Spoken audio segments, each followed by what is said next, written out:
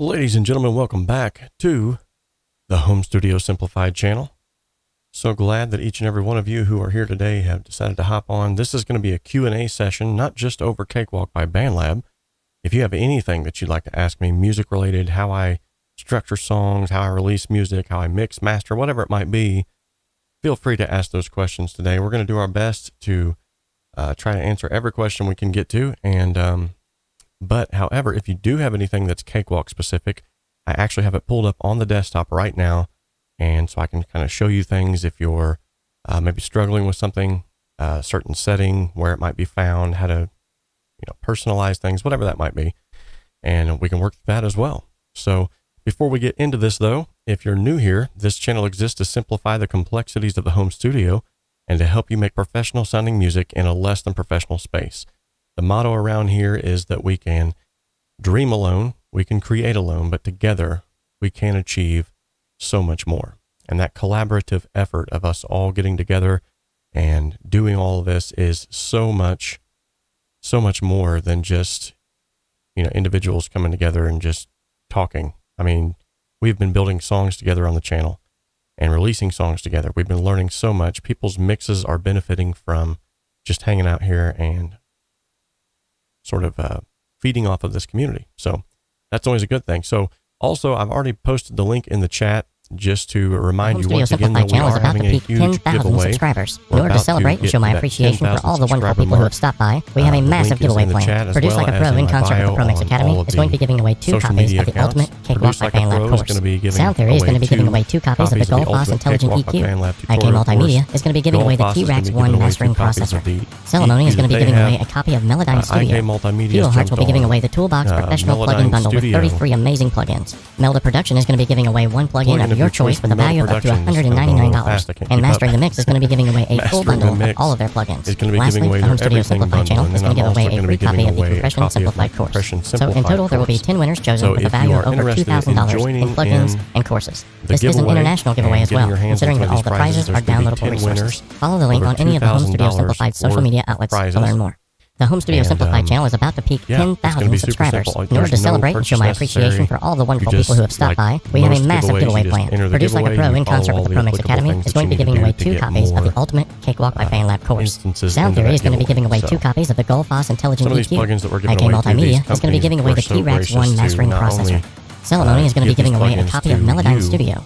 𝗘𝗍𝗍 will be giving away the Toolbox Professional Plugin Bundle with 33 amazing plugins. 𝗪𝗆 Production is going to be giving away 1 plugin of your choice with a value of up to $199. And Mastering the Mix is going to be giving away a full bundle of all of their plugins. Lastly, the Home Studio Simplified channel is going to give away a free copy of the Compression Simplified course. All right. So in total...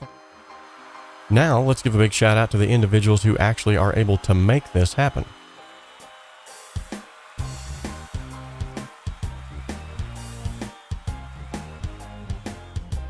Double audio. Let me check that out.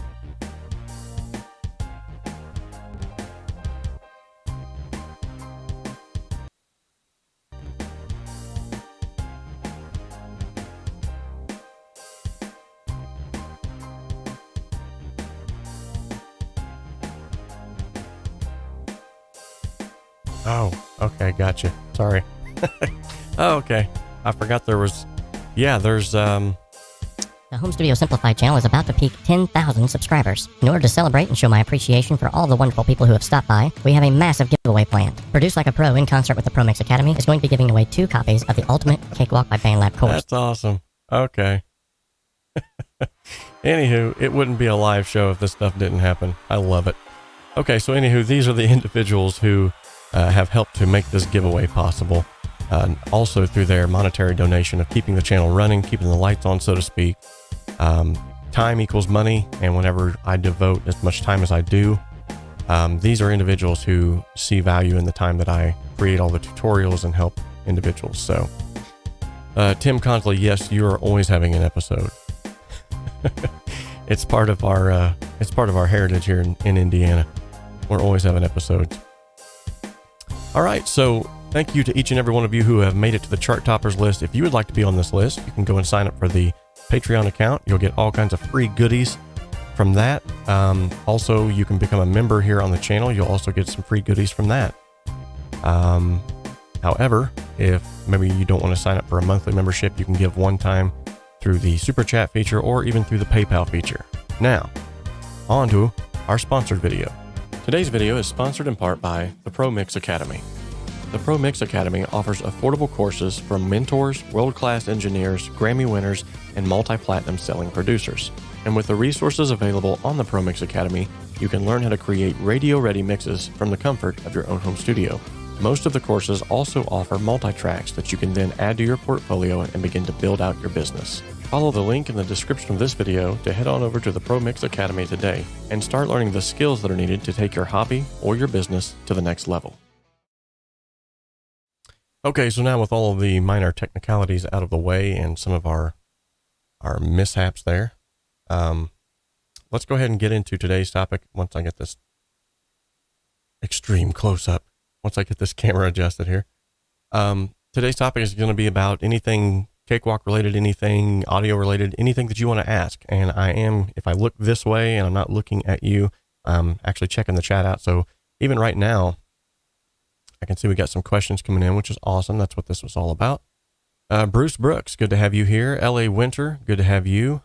𝗬𝗏, awesome. Danny Miller, he's no stranger around here. Brian Barton, good to have you, buddy. He's an awesome individual. Jay Bognap, Six String Gunner is back. Bops, New York, good deal. Huffware Studio, good to have you. Steve Presswood, I think that's about all we got. Oh, Tim Consley, of course, can't forget Tim. And for all of you, whether you're new or whether you're a veteran of the channel, this is for you because you're awesome. So I'm going to scroll back up here and see if I missed anything. Let's see. Bruce Brooks want me to, would you like to see my beer cam? L.A. Winter, he says, anyone try out Sample Lab yet? It's my favorite new free plugin. You know, I have not, but I do definitely have my eyes on it. In the chat, let me know, like, maybe what's your favorite go-to on that. I hear it's got some awesome sounds. Tim Consley says, hello, 𝗬𝗏 𝗏. Bruce Brooks says, I like watching you play with your Johnson. I often play with my Johnson. Millennium 150, of course. I see what you did there, you crazy fella. You crazy guy.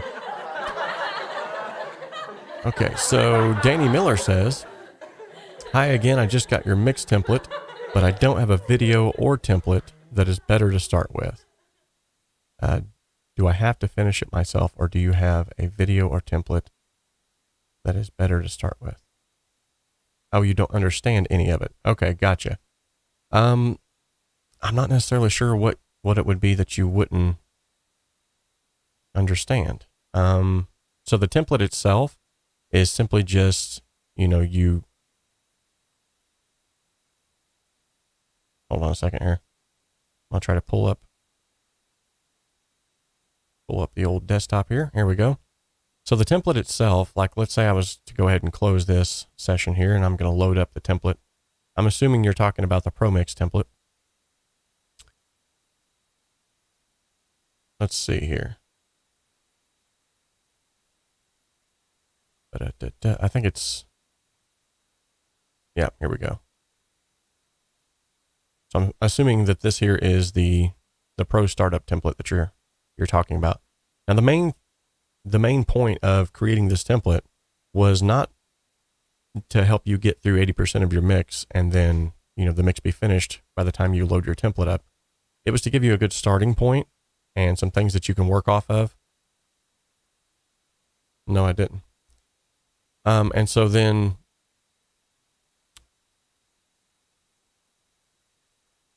once you get that good starting point, the rest of the things that are in the template are basically just to help you with time. So say for instance, let me get my mug out of the way here. Say for instance, you just loaded up a project, and typically speaking, you always have a lead vocal, electric guitars, acoustic guitars, a bass guitar, and drums. That's kind of like the standard. Now, obviously, other projects are going to require differently, and you can mold that to fit your needs. But what this is going to do is allow you to have everything already color-coded. So you can see here, everything's color-coded. There's already icons on the tracks. They're already named. Of course, you can change any of this at any time. And then if you own Addictive Drums, when you pull this up, it has Addictive Drums already split out into separate tracks. So your kit pieces are going to be on separate tracks. And you can see that over here when I hit the kick.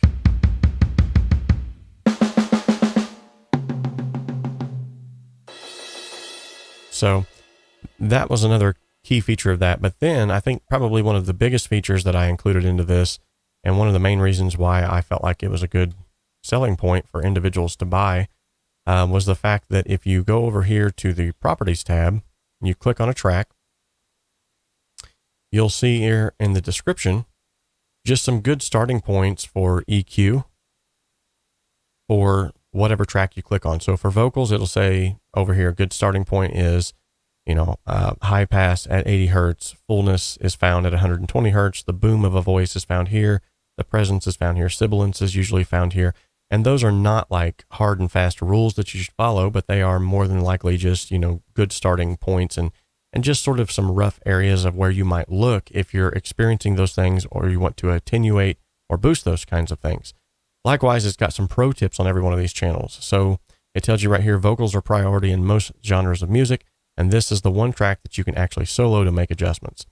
And then if you go to backing vocals, it gives you a little tip there to push background vocals back a little. Try cutting the 3000 kilohertz range and utilizing some reverb. Then you go to your electric guitars, same thing here. And so that was the main sort of selling point of this, was to just completely save you like a ton of time. And if you're anything like me, you get ideas in your head and you want to get those ideas out quickly. So the best way that you can do that is just to utilize a template and have it already preloaded, ready to go. And then over here on the side, if you're new to mixing, if you're new to using EQ, these will be some great little pointers to help kind of point you in the right direction. Yet again, they're not hard and fast rules or things that you have to do on every mix, but they're just things to kind of help you. Now, aside from that, if you go into the console view, which is this here, this looks much like your analog consoles, you'll see that there's already been a lot of EQ moves done on the faders themselves, or not the faders, the channel strips themselves. So just some typical stuff that I would normally do on those instruments. Now, obviously those can be changed and they're not meant to be, just left there and left alone and boom, load your tracks in here. You're going to get an awesome mix, but it'll get you a lot closer than what you may have got just on your own. And so that's really what the template is about. I'm not sure if that helps or not. If it did, let me know. And if not, maybe I can go in here and explain some more. Brian Barton says, how do I set a pre-fader level when I record a track in Cakewalk by BandLab? I've been lucky guessing so far, but I'd like to know the appropriate way to do it. So the best way that I find to do this is honestly just watch your level meter while you're tracking. And so like I would hit record here, and then what I would try to do is I would try to find, and I hope I'm answering your question correctly, I'm understanding it correctly, but I'm wanting to make sure that it's kind of peaking around here in this yellow for a vocal maybe, even at my loudest point. So what I would do to test this out is I would go, like let's say I'm going to sing that loud. Whoa! Well, now I know it's not peaking at the loudest point that I'm going to sing, so that should be fine. However, in order to control my pre-fader level inside the DAW, I'm actually just going to control that on my interface. So I would do that actually on the interface that I was using and just turn down the input. Now, for most tracks, especially if you're working in a 24-bit sort of digital realm, -12 to 18 is perfect. That's a perfect recording level. Now, back in the days, the analog days, they had to worry more so about getting up to that threshold because they was trying to take care of noise floor issues. We don't necessarily have that as much. In fact, a lot of the equipment that we use nowadays does not have hardly any noise floor whatsoever. There's microphones out there that have like a -86 dBs of self noise, and that's just crazy. I mean, that's nearly whisper quiet. Like you can't even hear it unless you're listening for it. So in this case, I don't actually touch any of the faders until I've got my recording in there, and I just try to make sure that all of my recordings are peaking out around -12 to -18, which then gives me greater flexibility if I haven't touched the faders and I'm still coming in at that.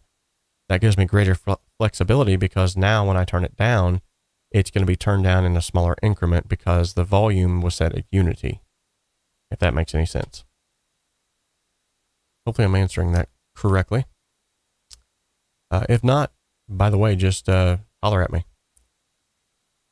Okay, so have you used music assistant programs like Scalar? You know, I have not as of yet, but I'm definitely not opposed to it. In fact, one of the things that I think really has set apart sort of the, there we go. One of the things I feel like that has set apart the digital music realm from where we are now, is the fact that there's a lot of things now that will kind of do stuff for you, which I think is super cool. And I think we ought to lean into that. I don't think we should be afraid of it. I think we need to lean into that because not just, you know, I don't want to be one of the guys that comes out here and it's the new wave of music and we all have to let the computers make the music for us. And, you know, I'm not talking about completely extracting all creativity or every human touch out of a recording. But what I am saying is that it's not necessarily a bad idea to use something that's going to get you closer to an end result faster. Because in retrospect, if you look back on some of your greatest projects, if you could have got the information, whatever was going on in your head, if you could have got that out quicker and got it down onto paper or especially into a DAW and recorded sort of a scratch track of that sooner, it would have helped you in the long run. How many times have we had songs or melodies that we're kind of going over and we're like, ooh, I need to, and we lose it because we don't get it categorized or we try to go back to it and now the melody has changed. So I'm not necessarily opposed to using any kind of a music assistant program if it's going to get me to a certain point, as long as it doesn't take over whatever it is that I'm doing. I mean, I don't want, you know, machines taking over my music by any rights. So, all right.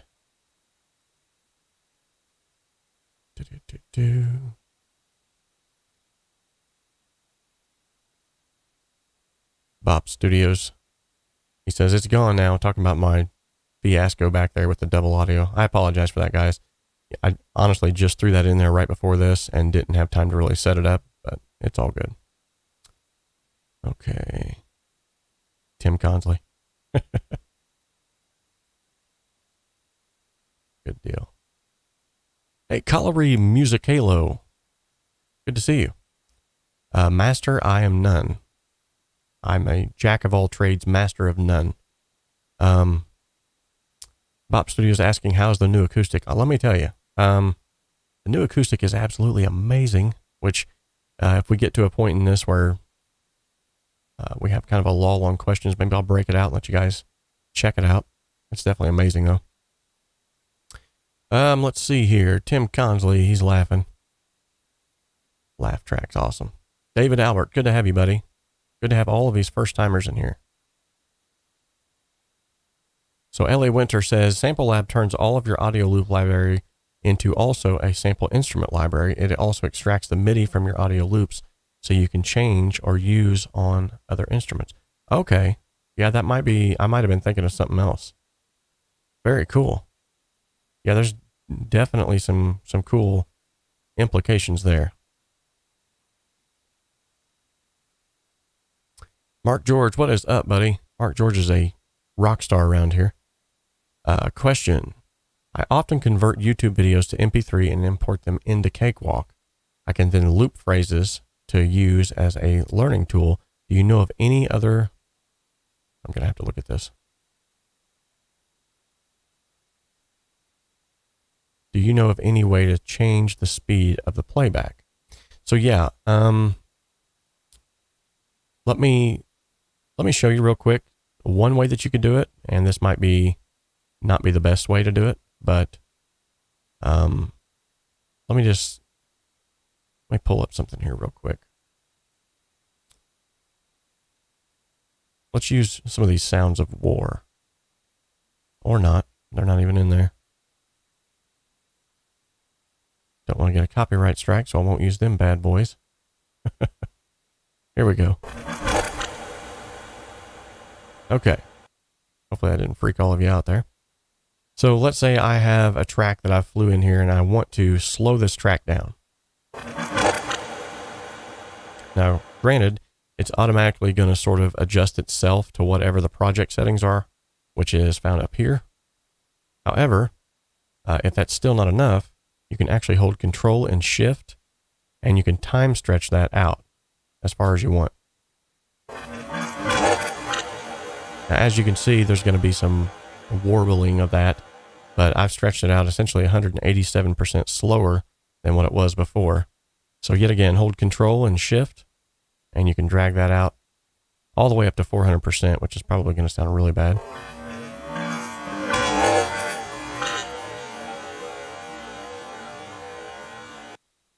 But if you were to do that like on a song, say for instance, I'm not really sure how good that would work, just simply due to the fact that anytime you go to slow audio down, there's not a lot of programs out there that can actually do that well. Let me bring in a song here. Okay, so here's a song I just finished for a client. I'm sure that he will not. One way that you could slow it down, and I'm not going to butcher that gentleman's song anymore. By the way, that's an artist named 𝗏𝗏 out of Chicago, and he's got some pretty amazing work going on here. So, all right, let's see if I can move on to another question. Okay, so Danny Miller says, oh, this is a follow-up to my previous. He says, I only see 6 or 7 tracks in the template. Your screen is full of everything. I think that's just the way that it's laid out, honestly. Because if, like, let's say, if I was on a different workspace, it's probably going to look much different. If I was on maybe the mixing workspace, it would look much different.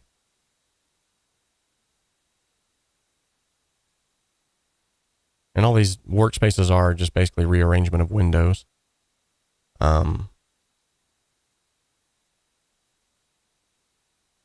You know, and honestly, I've updated that template, I think, before I saved it anyway, so that I didn't have plugins on there that other individuals didn't have.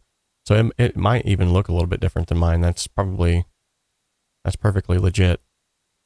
But basically the template is just a good starting. It's almost like a preset that you would find on a plugin. That's what the template is for.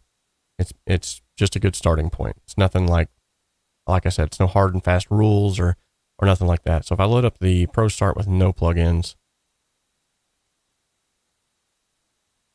yeah, I would say it's just the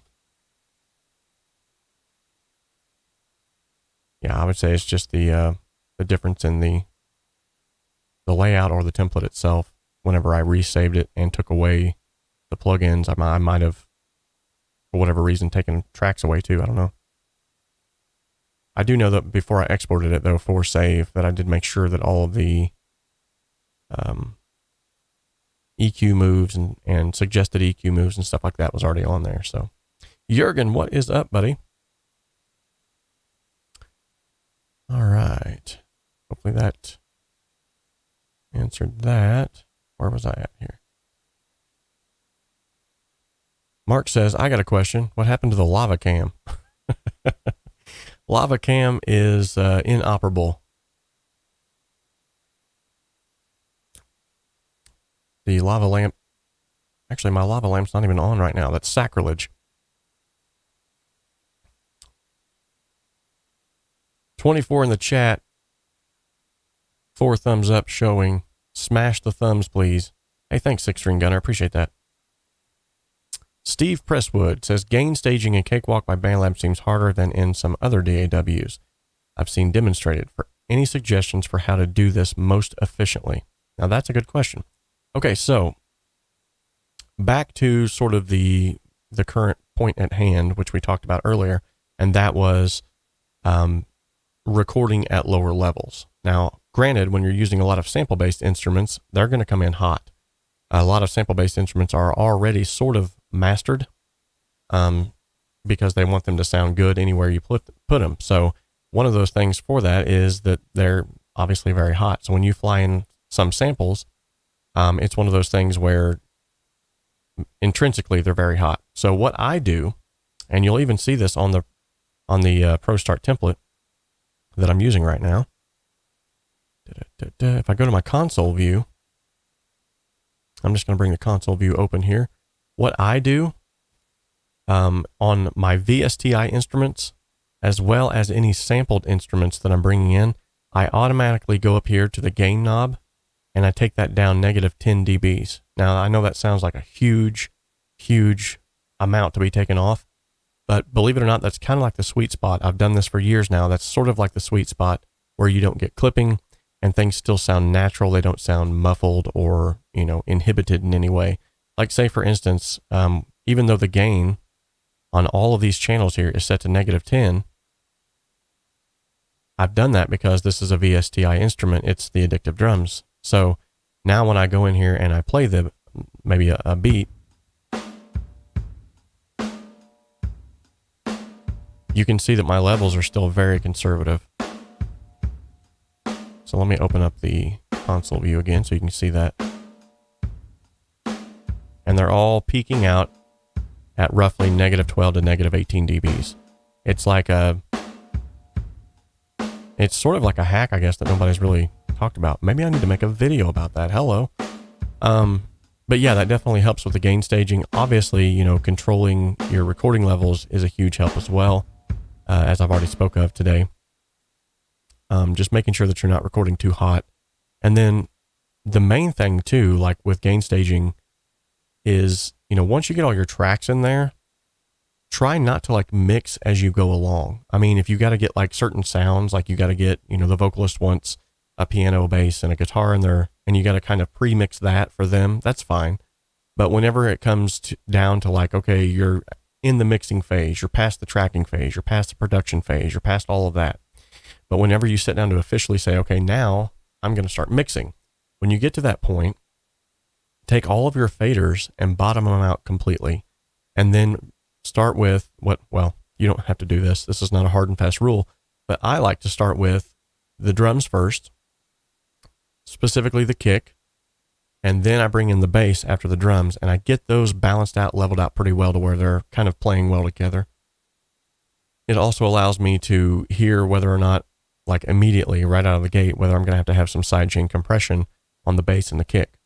If they're kind of almost there, but the kick is kind of smearing the bass guitar sometimes, I'll even let it go until I bring other elements, because it might be all right as the rest of the elements come in.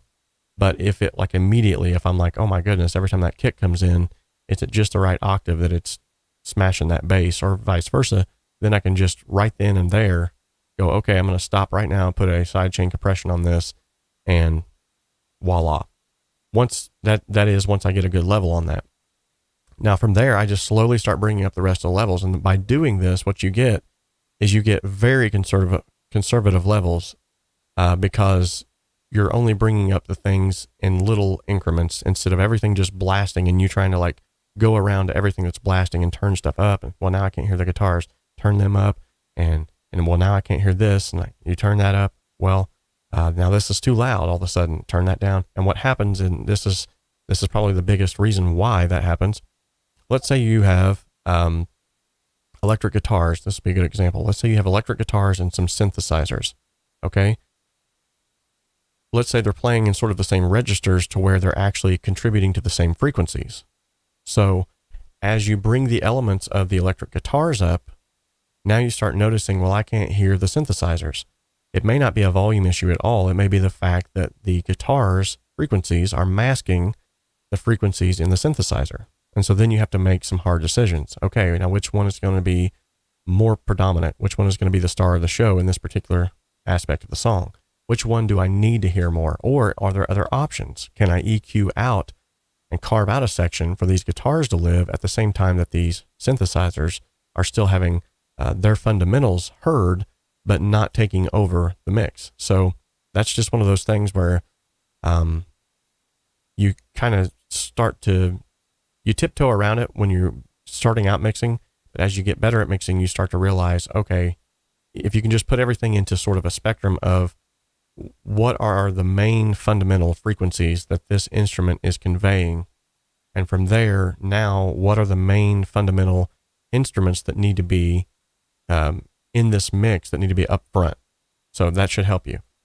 Now, that whole gain staging thing, I honestly have not had a problem with it in Cakewalk, but then again, I've used it for, 20 years now. So it's one of those things where I'm so used to using it. Maybe it's a problem that I don't know that I have, or I've just found out a way to circumvent it and never looked back.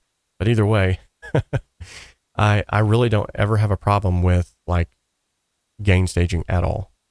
And it really just comes down to also the arrangement phase too, because if you got 16 tracks of drums and then you got 44 tracks of vocals and you got all that going on at once, yeah, you're going to start clipping some stuff. You're going to start clipping your master bus because there's just way too much information going on. So I hope that helps. I hope I answered your question to the best of my ability. Let's go back up here and see.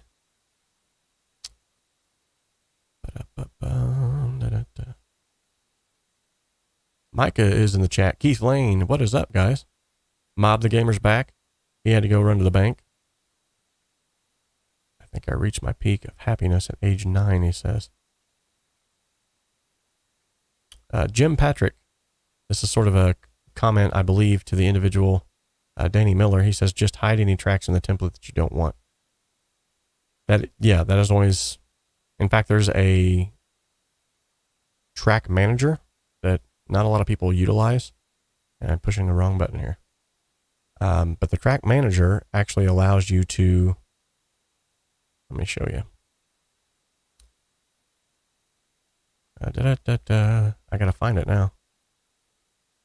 I honestly don't even use it that much, but if you're going to send out like alternate mixes or something like that, it's definitely useful. Where's that at? Track folder, track template.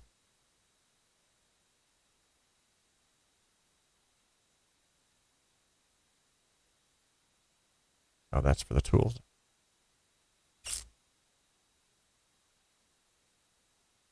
Oh, you know what? I think I can just right click here and find it. Yeah, so you can hide a track here. And the only problem with that though is once you've hidden the track, now what do you do? What do you do to get it back?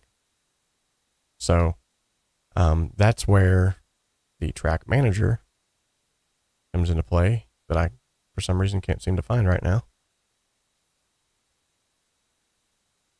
Track views. There we go. Oh, it's the H key. Okay, I forgot about that. Okay. So here's the track manager. By utilizing the track manager, you can, thank you, Jürgen, by the way. You can essentially deselect tracks that you don't want to see and reselect tracks that you do. By doing so, you can actually, like say you're going to make an alternate mix, or you're going to send off this project to someone else who has Cakewalk by BandLab, and maybe you've got some alternate takes in there that you're kind of just fiddling with, but you're like, well, I don't want to confuse them by sending them these alternate takes. You can just sort of remove them from the equation, and then send them back. So there's also the ability to keep the track and the console view visibility states in sync, which is nice. And then you can set presets. This is super cool too. Like let's say the bassist only wants drums and guitar. Well, I can deselect all of these, save it as drums and guitar, and then anytime he says, okay, I just need drums and guitar, I can pull up that preset in the track manager and it'll automatically just show me exactly what I need, instead of all the other ones being in the way. Which yet again, I don't use the track manager like super often, just simply because it doesn't fit into my workflow a lot. But I have used it, especially on alternate mixes, when I want individuals to come into the studio and see some different things, or maybe I'm hiding tracks that contain sort of like scratch tracks that I don't want to necessarily delete from the project, but they're not necessarily needed as of right now. But later on, I might want to go, well, wait a minute, we had a scratch track for that vocal where you did this, and I'll bring it back in, and they're like, whoa, where did that come from? And I'm like, yeah, it's been in here all along. So super cool little feature there. That proves itself useful. There's like a lot of because this DAW is so feature rich, they're like, it's hard, even for me, who I've been using it now for all of these years, it's hard for even me sometimes to wrap my head around all of the things that you can do with this, because there's just so much. Yeah. Okay.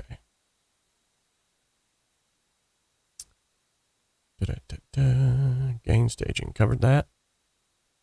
David Albert says he's still using Audacity. You know, Audacity, for being free and open source, is honestly,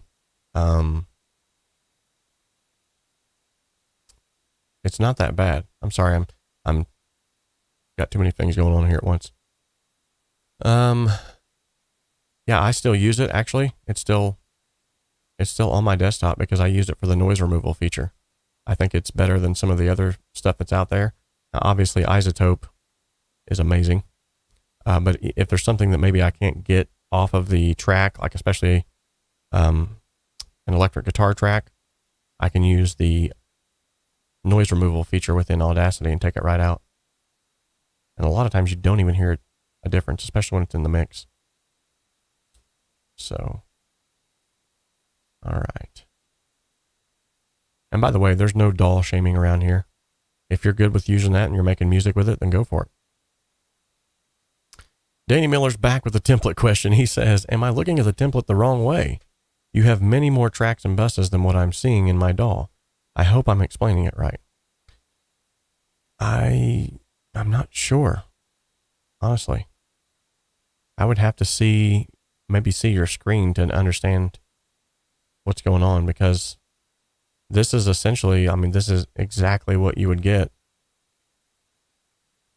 The only thing I can think of is that, like I said, the view is different. So I don't know.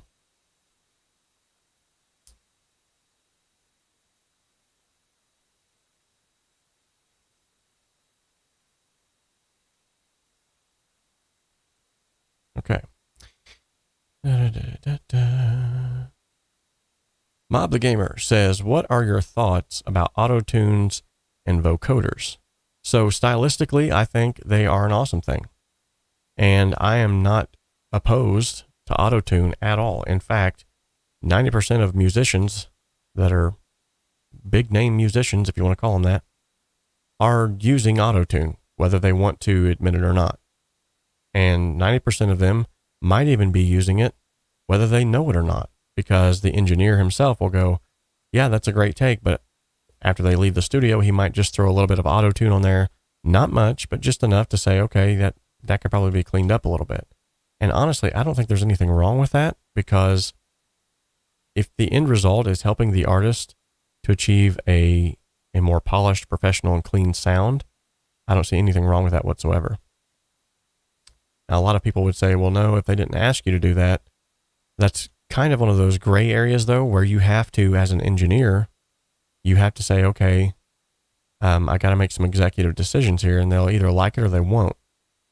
But the main thing is that you're doing the best that you can at the end of the day to try to, you know, bring it to a better place than what it was whenever they came in. Now, as far as vocoders, those are stinking awesome. I love the sound of vocoders. In fact, I would love to have I think it's the 𝗖𝗸𝗃. There's an 𝗖𝗸𝗃 plugin, I believe it is, where it actually turns your voice into several different instruments. I've seen some demos of it. Looks super cool. So yeah, I'm going to try to fix this because my OCD is driving me nuts right now.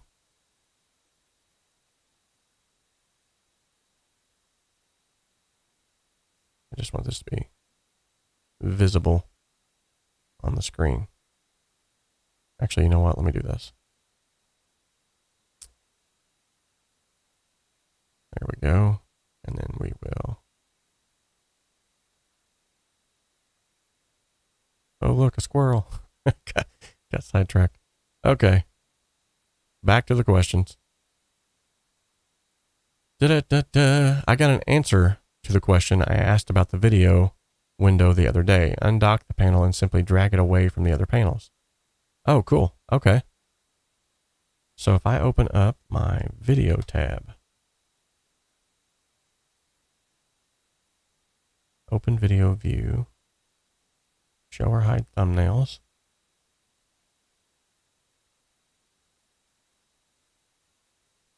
See, I wonder. There's the video view. How are you undocking that? There's got to be a way to do it, because... Or is it up here?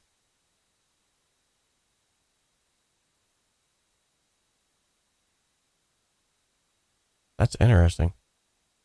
I never thought that you could undock it.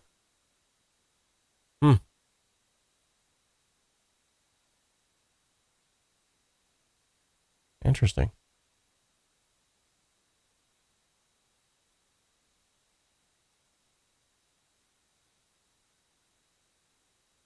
Okay.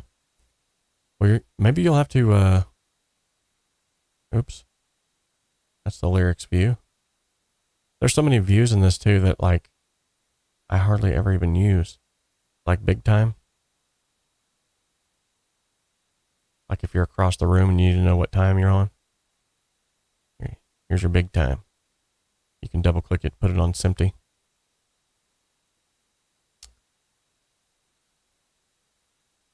The tempo view, markers view, meter and key, the staff view. Super cool. Awesome. Yeah, you'll have to show me how you did that, because I've never been able to find a way to get that undocked. Not that I honestly don't use it anymore, but.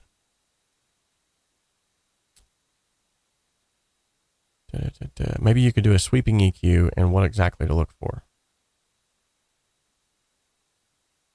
I'm assuming that's.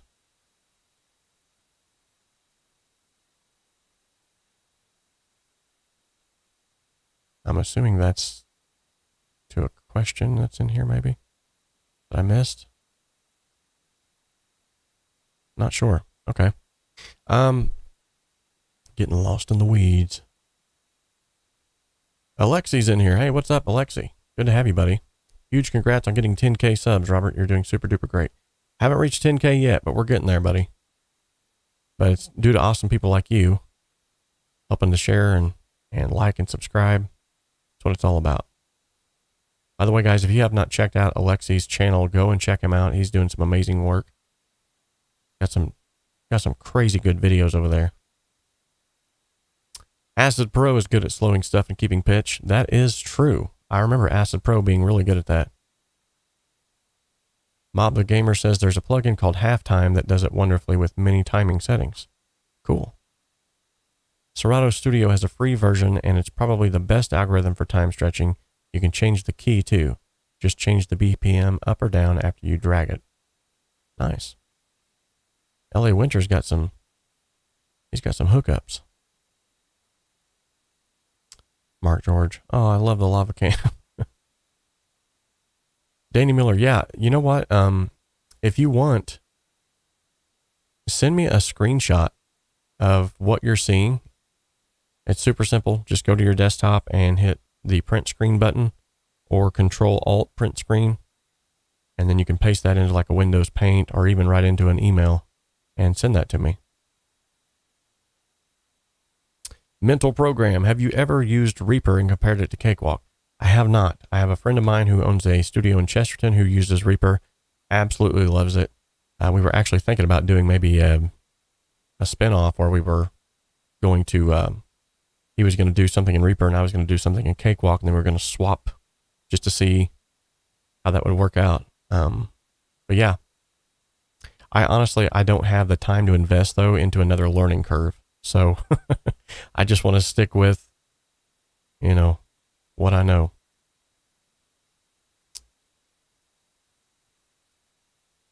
Thank you so much, James Sheets, for the $10 super chat. He says, "Are you planning on doing anything on the 𝗖𝗸𝗃 production suite?" I don't currently own it. I do own the RX Elements suite. If I owned it, I would love to. Maybe I'll reach out to them and see if I can't get some of those plugins in return for reviews. It doesn't hurt to ask. But yeah, I would love to. Now, some of the stuff that I do have from 𝗖𝗸𝗃, if I go in here, actually, let me just sort by manufacturer. And if I go to 𝗖𝗸𝗃, I've got, of course, vinyl, which is a free, that's super awesome. And then, so I went in and bought that most recent deal where you got like tons of plugins for like 49 bucks. So I still have stuff that I honestly haven't even used. But some of my favorite stuff, though, that I've used for years now is the dynamic delay. Absolutely love this plugin. Absolutely awesome plugin by 𝗖𝗸𝗃. It allows you to, in one plugin, create that ducking effect under, so that the delay doesn't overtake the vocal or whatever it might be on when whatever audio that it's placed on begins to play. That audio level automatically turns the delay level down. And so essentially it creates a side chain delay in one plugin. It's awesome. Huge time saver. Not to mention it just sounds really cool and it looks cool. Never hurts for stuff to look cool. Yeah, but I've got the RX pack, which has helped a lot, especially with home studio recordings, stuff that's been sent to me. Maybe it had some clicks, some pops, some noise that I need to get out. It was definitely good for that. Trash 2 I've not played around with too much, but it's really awesome. The little bit that I have played around with it. Nectar Elements, Neutron Elements, both of those are pretty cool. I haven't yet been able to really tweak them into a sound that I like yet. I'm sure if I played around with them longer, I will. Ozone Imager is nice, but I'm not a big fan of stereo imagers. The only one that I actually do really use, and it's oddly enough because I don't even like stereo imaging, and I wish I owned all these plugins, but most of these are not. I need to remove them from the list. Where's it at? Ah, here it is. The plugin that we're giving away in the giveaway. Now, I will actually use the stereo widening in this because I don't know if it's magic or whatever they've done here, but that is absolutely amazing. It sounds amazing, and you don't lose any of the low end. I don't know how in the world they did it. Like normally, and that's why I hate stereo imaging. I don't hate it, but that's why I don't use it a lot. But normally when you add stereo width, especially on a master bus or something like that, your low end just, it's non-existent anymore. Of course, and then stutter edit too. That's super cool. That's really the only things I own by 𝗖𝗸𝗃 as of now, though. Thank you so much for the super chat, by the way. It's much appreciated. Mark George says, "I recently tried Reaper and just couldn't get on with it. Much rather Cakewalk." Awesome. Yeah, I'm not opposed to trying other DAWs, don't get me wrong. But when you're doing it every single day and you have a project or you have a client and you need to get that mix out quickly, I just have a tendency to stick with what I know works. And I don't really want to invest too much time in learning another DAW, especially if the one I got does everything that does and then some. So doesn't changing the gain on VST instruments affect the MIDI volume sample layer? It does to a certain extent. However, I think adjusting the velocity affects that way more. Like when you adjust the velocity, you can take away the snap from snare drums and the thump from kick drums. Typically speaking, the way that this is set up, though, when you adjust the gain within Cakewalk, especially on the console view here, it's typically just like a trim knob. So it's not really affecting the VST instrument itself. Like this gain is not going into the instrument. It's just affecting the channel strip itself. So like, say for instance, just to kind of prove my point here, I'll go in here to Addictive Drums. And I'll find something that's just kind of kick based. Okay. And then I'll open up this again. So I've got these all fixed together. So I'm going to clear the group. So now if I turn this kick back up,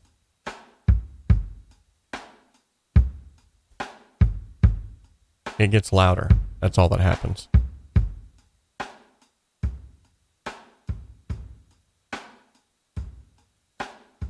And if I turn it all the way down, it still sounds the same. It's just getting quieter. The only difference is, within Addictive Drums anyway, is that now there's a different level that's then going to the stereo overhead, or the drum bus rather. So that's why it kind of sounds a little different in that aspect. But yeah, it doesn't really affect the VST instrument itself. It just affects the volume levels. All right. Hey, hello from Holland. And I see we have some more newcomers in here that have never been here before. Thank you all so much. You guys rock.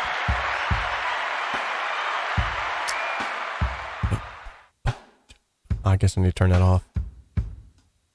Getting into it over here.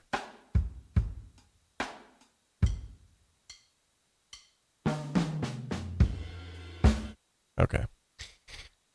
Just a big hello from the island of Trinidad. Nice. Thanks for the channel. Well, nice. Thank you so much. Steve Presswood says maybe gain staging is the wrong term. I'm referring to normalizing the gains within a track in the mixing phase, taking sections and increasing the gain for that section, and then taking it down elsewhere. Oh, okay, I got you. The visualization of when you have gotten all the levels about the same, that it seems Cakewalk doesn't do so well. Yeah, I'm not really sure. Not really sure where you're coming from on that. And maybe I'm just misunderstanding the point completely. But I know, like, personally, I use volume automation a lot, and Cakewalk has this ability to literally like draw it in or read it and move faders while you're reading it, so that you can actually, do it on the fly. But there is now a feature too that is a newer feature. Let's bring this in here. Like, let's say I adjust the gain on this. So if I go to adjust the gain,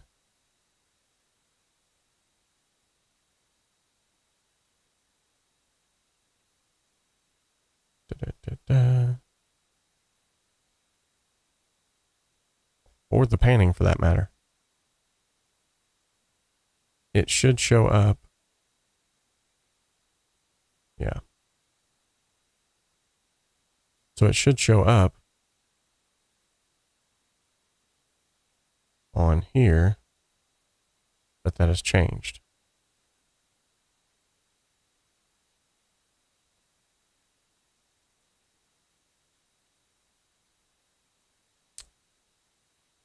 I think that's under the view.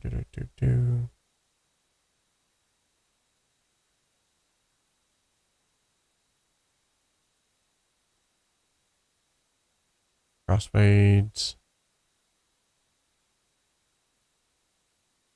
Oh, I think I turned that off.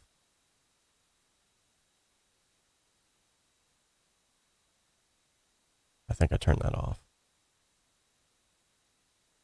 Thought it was in here somewhere.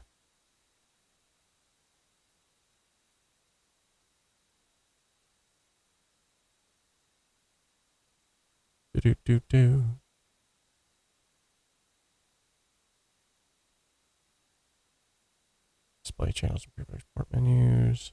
Display envelopes on a percentage scale. Yep. Display waveform preview while recording.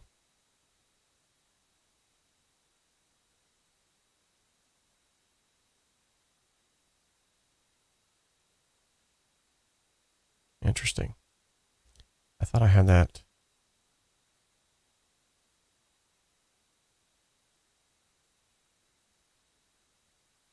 Yeah, I thought I had that set up to where whenever you change a...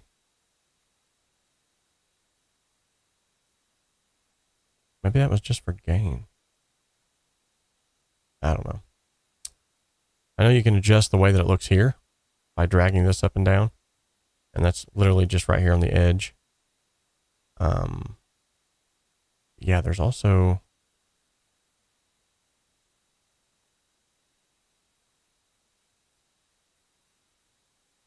I know there's a way to do this. I think I removed that option though, where basically all it is it just shows you whatever moves that you're making. If it's panning or if it is gain adjustments, it'll automatically show you here.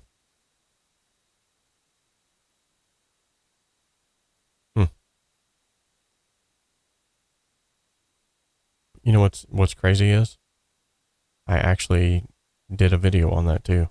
So you would think, oh man, you'll have that though. It's in one of these menus. At any rate, what all I'm essentially was talking about before I get off on another shiny object was basically you have the ability to see things in real time, any kind of gain staging moves you might make. So, and Jürgen says you can use clip gain or volume automation. Clip gain can be adjusted very smoothly by the mouse. Yeah, that's another option.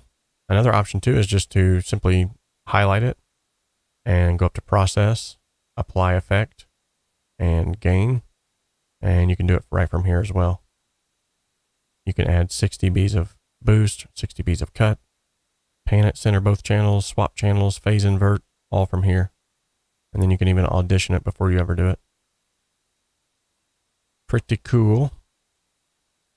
Which, by the way, on that process window, there is the normalize feature that you were talking about. And you can reverse clips from there as well.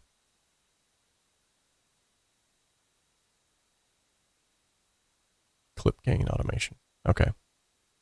B. Peter, my plan for my new studio setup is to use Ableton Live 11 to construct my songs and then move the stems to Cakewalk to mix and master.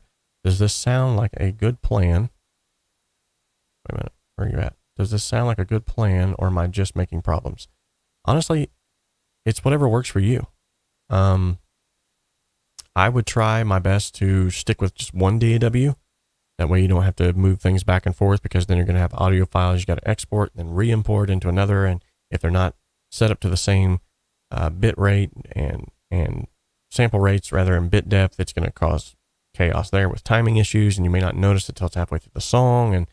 And if you can make it work and it works for you, then by all means go for it. There's no right or wrong way to do this. But also, you know, you might look at some of Cakewalk's abilities to actually use loop-based things too. For instance, I'm not saying that it is, but let's say that this was a loop that I wanted to use, and I got it set up here into the grid where I wanted it.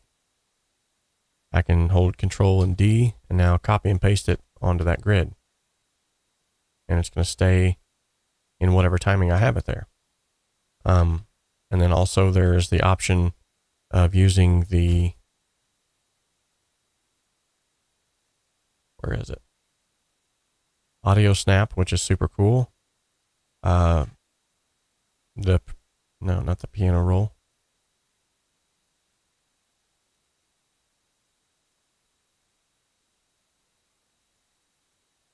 Ah, there it is. The step sequencer. Yeah, you have a step sequencer that you can use that's essentially kind of like what you would be looking for in Ableton, but even more so than that, now Cakewalk has an arranger track, which is, in my opinion, a lot like Ableton, in the sense that you can build out an entire song's arrangement from here and then export that arrangement however you've built it out, which is super cool.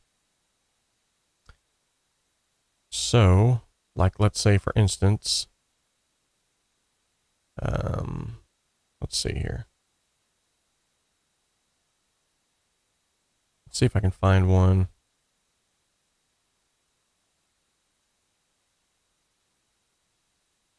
Let me bring this over here so I can actually see it better.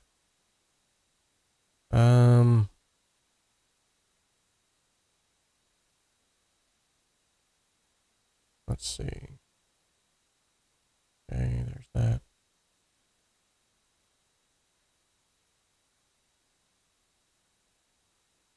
I was gonna try to show you a.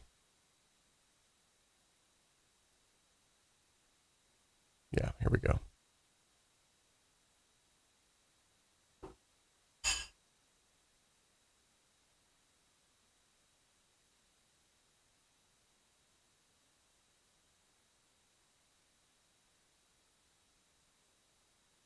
Basically, I'm just going to show you real quickly the arranger feature here.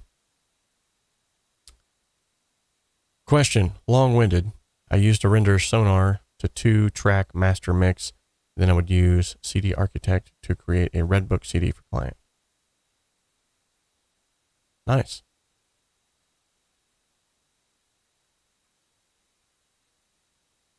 Does BandLab have a feature to do a Redbook product? Sorry, I use different DAWs due to a learning curve for each. I believe so, yes.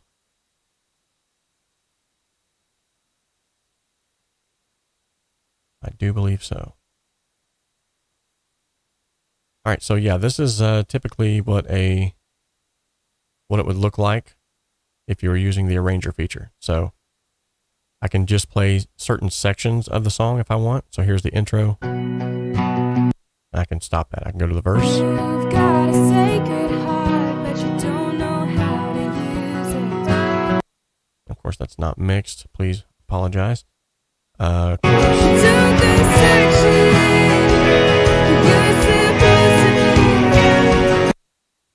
So yeah, and then I can actually export different arrangements. I can swap things around. I can take verse 1, swap it down to where verse 2 is at, just to hear what it sounds like. Play only certain sections of that. I don't use the arranger feature all that often, but when I need it, it's very cool to have. So it's really great, especially for auditioning things when a client comes in and you want to go straight to a section of the song, or you want to tell them, hey, we need you to sing verse 2 over again. Instead of having to try to find it exactly where they need to sing and where they need to start, you just go, okay, verse 2. Let me open up the arranger. Verse 2 is here. I'm going to start you here, so you have a little bit of lead in. All right, let's do it. And it's super simple. Yet again, anything that saves time and can speed you up is amazing. Chernobyl Studios is in the house. What is up, Chernobyl? So I hear blue is your favorite color. Yes, actually it is. You wouldn't know that by all of the blue everywhere. Simon Barker says, hello, I have a question regarding the control bar. An update at some point removed the mix option, mute solo. Can I get it back by either resetting it or selecting view mix? Good question. So, there is a way to change how all of this looks up here. Simply by right-clicking over here in like a blank section. Or, you know, find like a blank section here. You can go to resize the transport module. And then you can also select which modules you want to see from here. And just to kind of zoom in on that. So here's all the modules that you can see. It has to resize the modules. Then you can lock the order of them. You can dock it at the bottom, float it, collapse it, take it away. So, pretty cool. Pretty cool. Jurgen, for overall level adjustments between tracks, the input gain knob is invaluable. Other DAWs like Reaper don't have it. Absolutely. Simon Barker, yet again, can you tell me how to save my control bar? It's not clear to me. Doc's images did not show. Doko's images. Okay. Let's see. Yeah, actually, I think once you get your control bar the way that you like it, you just simply go in here and So like, let's say for instance, let's just show you, I'll just show you this. So we go to new project, empty project. That'd be a lot easier. Okay. And then you can move these around however you want. Let's say that you like that. You come up here to save as. That'll open up the dialog box here.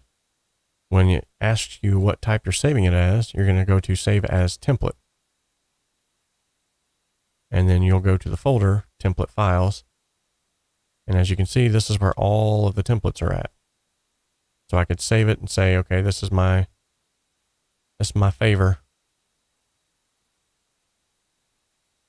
And as soon as you save it as a template, then you can come back in here and this will become like the default startup template. You can set that here.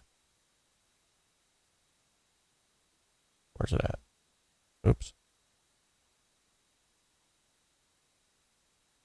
Okay, so go to start screen here, new project. Okay. And then I think if you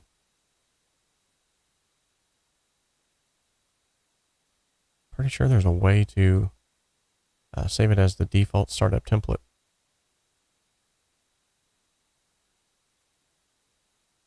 But essentially, it should stay the same. Once you set it, you should just be able to set it and forget it. So there's that. Are you talking about the central icon bar at the top, transport, control, etc.? Or do you refer to the controls available in each track? Ah, okay. So yeah, if you're talking about that, let me expand this out here. A lot of times this starts out in custom, which doesn't give you a lot of options over here. So you have to set it to all, and then you can see your volume, your pan, your gain, the other options that are not available in custom. See, it even takes away your ability to invert phase and interleave it mono or stereo. So yeah, if that's what you were talking about, that's how you fix that. So good eye, Jürgen. He's all over it. 𝗲𝗷 𝗔𝗍𝗍𝗔 vocal synth. I have used it. I haven't used it on the chorus for side to side. Sweet. Yeah, that's one of those plugins I'd like to have, definitely. With V, there was the video view. You're currently looking at the thumbnails view. I bet that was forever ago.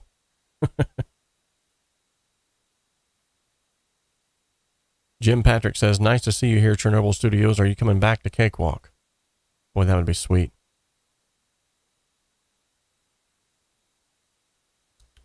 Just lost my place where I was at. Man. Okay, there I am. I don't find the V option in my current installation anymore. And that very well could be because I'm still running the legacy product. I believe he means the video view in the multi-dock. Oh, gotcha. Okay.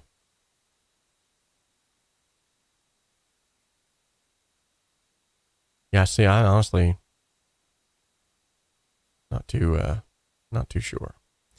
I'm talking about the option for the control bar mute solo, which is available as the mix,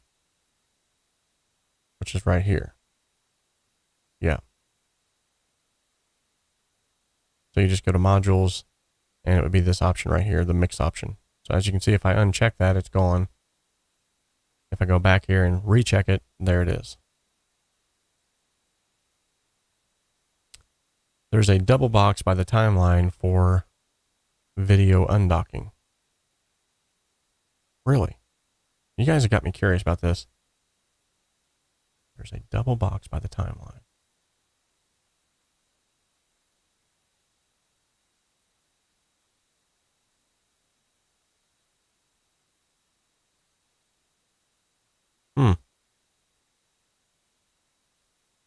Oops. Yeah, I don't know.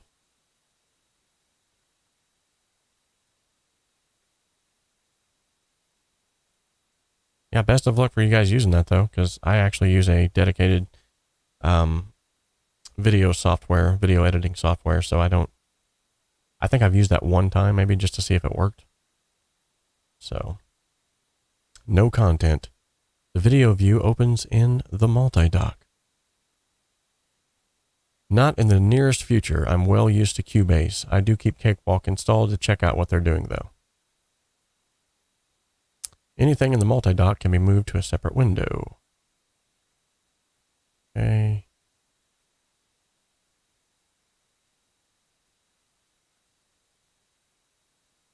Try to right-click in a free area of the control bar. You should be able to hide individual modules and set their size. Yep.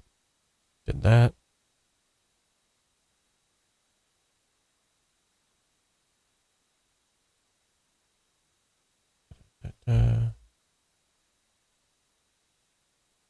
Thank you. Yes, that works, but I want to save my layout. Delco refers to saving workspace, but I cannot see how to do that. Oh, that's up here. So yeah, you just go up to the top here. And once you've got it arranged how you want, you can then save the workspace here. So first you would go into create new workspace, then you would save it as a whatever you've named it. So maybe I'm just so far behind because I haven't been keeping up with these. I've been waffling on these answers. That's why. Yes, 𝗕𝗿𝗄𝗍. Good to have you, by the way. Newbie. Can I master tracks from Cakewalk? Absolutely. I do it all day, every day. Almost every day. Workspace is in the top right corner. Yes, he's got it. I'm going to try to move through these a little bit quicker. Sorry. D-click on RX is great. I'm sure that's what he meant. Yep, he followed up with yeah. Have a look at the 𝗖𝗸𝗃 multimedia group buy giveaway. Yes. Yes, that's awesome, by the way. The more you buy, the more you get. I do have a link to that on my website, by the way, if you're interested in what that would look like. I didn't even ask 𝗖𝗸𝗃 Multimedia to do this, but they actually set me up with an affiliate program. I didn't have to go in there and do it all myself like most places would have you to do. So yeah, you can see, where's it at? Yeah, here it is. The 𝗖𝗸𝗃 Multimedia group buy. So anything you would buy through this link, I would also get a small commission for that at no extra cost to you. So if you're looking at getting some rockin' 𝗖𝗸𝗃 Multimedia plugins, that's where you need to go. And this is what it looks like, by the way. 21 days remaining. It's kind of a cool way to, it's like everybody benefits from it. It's kind of cool. So you buy one right now, you get 12 free when 12,000 registrations are reached. So the more people that register for the products, the more products that people get. Super cool. Our goal is up to 25,000 participants and 25 titles for the price of one. So essentially, if they get all the way up to 25,000 participants, you're going to buy one plugin and get 25 of them. Super cool. And this T-Rex 5 suite is amazing. I use that stuff all the time. I'm interested in this ARC system. I'd love to know more about that for sure. Oh, shizzle. My nizzle. Let's see here.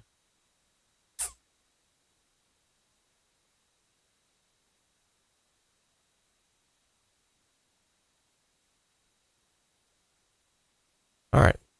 12. Right now, you can currently get 12 for the price of one. Awesome. I'll have a look and see about the workspaces. Good deal. I bought a controller and it came with Ableton and was the light version and not my thing. And then Cakewalk. Love it. Awesome. Yeah, that's right. You are a Cakewalk user. Okay. I went with Reaper after Sonar bit the dust way back, so I'm now getting back to Cakewalk. That's my excuse. You don't need excuses, man. It's fine.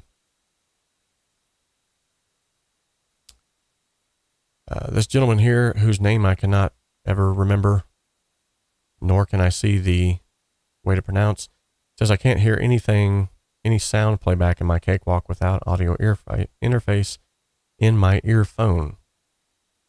Can I hear sound in my earphone direct without audio interface? Please help me. Honestly, I think you can. Shan, one of the best sounding DAWs in the industry. Yes. Whenever I mix in Cakewalk, people comment how good it sounds. Without an audio interface, try to use the 𝗬𝗏 driver mode. I was just going to suggest that.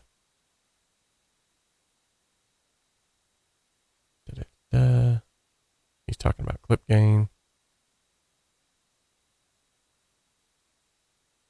Clip gain automation. Man, I've been really falling behind here. If I'd quit waffling on, you know. You got the clip right side. At least there's some awesome people in the chat that are helping too. 20 years of using Cakewalk and still can't find all the menu shortcuts. I'm 70 years old and I haven't got a chance. To be honest, there's a lot of menus and things that I don't use all the time. It's kind of like, you know, you get used to a certain layout and you roll with it. And the thing about Cakewalk too is, there's like 100 different ways to do one thing. Like say for instance, right here, I can add a track this way, or I can go up here and, go into edit, or I'm sorry, insert. I can add a track that way, or I can come down here, right click and insert an audio track that way. So it's like, usually there's like 3 or 4 different ways to do the same thing. And so some of these menus I don't ever use. I go by the old school way of doing it, or maybe I just don't use them at all. So there is hope, man. It's not that bad. Right click on the clip pane, use the volume controls, Melodyne, simple, easy to use. Yes. By the way, Cakewalk by BandLab comes with a trial version of Melodyne Essential. Or you could enter the giveaway and win the studio version, which is an $800 plugin. Hey guys, please mention him, whom you talking to. Okay. Not sure. Many ways to do the same thing you might get.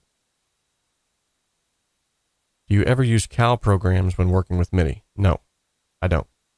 There are CAL programs that are still available that are out there, but they're actually discontinuing CAL programs shortly because a lot of people didn't know how to use them or don't use them at all. And basically it's a Cakewalk proprietary language that not a lot of people even know about anymore. So it kind of, and you know, due to the fact that they don't really publicize things or even sometimes even tell people about the older features, a lot of people don't know about that stuff. But yeah, I still have a CAL script that occasionally I will run that I think it's called Humanize It. In fact, I'm going to have a gentleman on the podcast shortly that helped to write that program, which is pretty cool. He actually worked with Cakewalk back when it was 12 Tone Studios. And so he's been around there. Seeing it, he says, and you were talking about that finally is what I haven't figured out how to do. Sounds like I just need to find the setting. Thanks, you got the answer. Sweet. Depends what sound you want. Sample rates and timing issues are pretty much the thing of the past. I know how to use all the various ways of adjusting gain. I haven't. Blah, blah, blah. I use Cakewalk for tracking and mixing, but I also use and love Harrison Mixbus 32C for finalizing a mix and mastering. Sweet. Do you have a view on using BandLab and then using Cakewalk for polishing, etc.? Now that they are integrated, I have not used BandLab yet. All right, so here, this brings up a really good point because I've been talking about this here lately. And the point that that I've been bringing up is the fact that, and I even said this to a BandLab executive, so this isn't, anything that they don't know my stance on, so to speak. But something that I told them is, BandLab is more like a toy to me. It's a browser-based DAW. And until it gets certain key features that I feel like it needs to have, then it's sort of limited. Well, not sort of, it's very limited. It's great though for people who are beat makers or people who want to get a good rap vocal or they're wanting to get some bars down, working on a rap song, whatever it might be. But with that being said, Now that they've integrated it with Cakewalk, and it's sort of like this seamless integration, now it's actually a viable option for, at the least, getting like scratch tracks down. Or like, let's say you have a good interface that you can plug into your phone. And actually, they're not that bad these days. In fact, yet again, 𝗖𝗸𝗏 Multimedia makes some awesome phone-based interfaces. The 𝗖Rig, the 𝗖Rig Duo, you can plug them right into your phone, plug a USB microphone into it. It's got phantom power, boom. And you're there, you're on location. You've got the beat on your phone, and the individual is recording that scratch vocal, or maybe even, it might even end up turning into the actual vocal that's on the record. And now you can take that, now that it's saved on BandLab, bring it back home, fly it into Cakewalk, and do all of the sort of, doctoring up, the minuscule, the minutia. You can kind of get down to the granular level on things. So yeah, it's definitely a viable option. It's no longer, I used to completely shy away from it and think to myself, it's just a toy. It'll never get any more than a toy. However, the more that I've been using it lately, now they have a sampler built into it.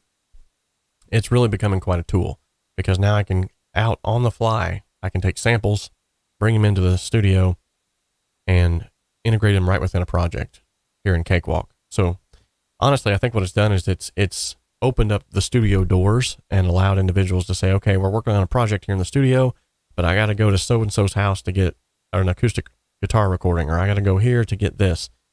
That's fine. I'll just take my phone with me, an 𝗖Rig 2 Duo, plug it in, boom, we're good to go. Then even from their house, as long as they got a good Wi-Fi connection, I'm going to upload it into the project. When I get back home, it's already waiting for me. Super cool. Okay. The control bar is not saved in template. It is a workspace, I'm advised. Okay. I've purchased an 𝗵𝗙 40 MK2 controller, and I was wondering if I can use it with the Matrix in Cakewalk. I wouldn't see why not. Wouldn't see why not. I was going to...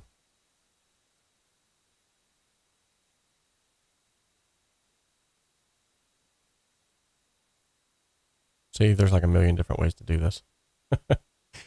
I just right-clicked down here, and then it opened up the dialog box up here, which essentially was the same thing. So I'm using an 𝗵𝗇𝗏 key, 𝗵𝗇𝗏 39, 49, something like that.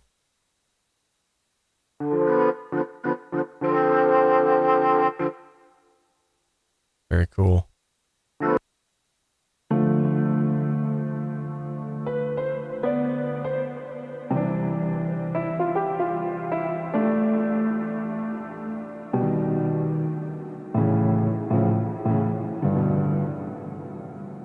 Wow, that sounds really cool.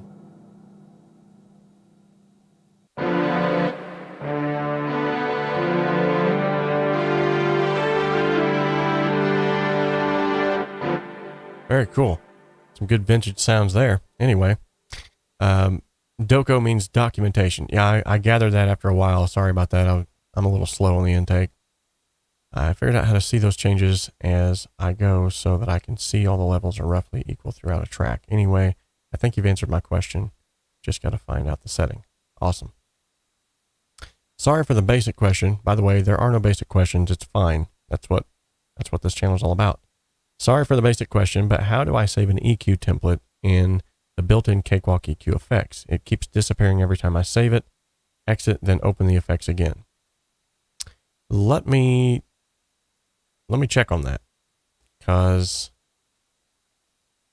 it might be a thing of you just need to update your version of Cakewalk, which you can usually do up here. Check for updates. I'm currently running the latest version.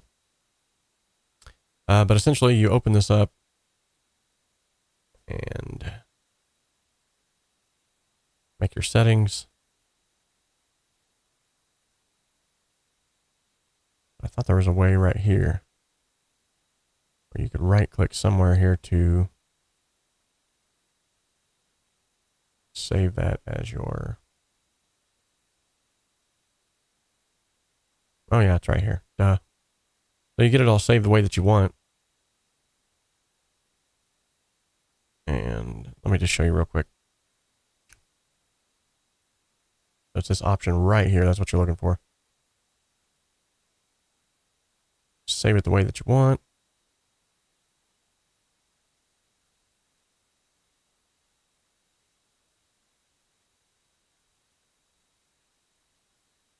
Turn this on, and let's call this one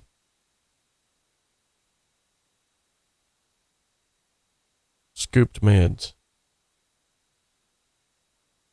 𝗠𝗶𝘅 Mids. All right, so now technically, and we'll just see if it happens on my end too. That might be a good save changes to the project. Nah, who cares? We don't need a stinking project. So now essentially we'll go to an empty project, open this back up right here. We'll insert a track in one of the 5 ways that you can do it. And then we'll come up here yet again, and we'll open our folder.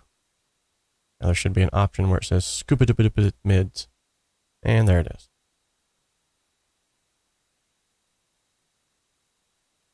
Hey, look, there was a Q&A thing that I actually answered in like less than 20 minutes.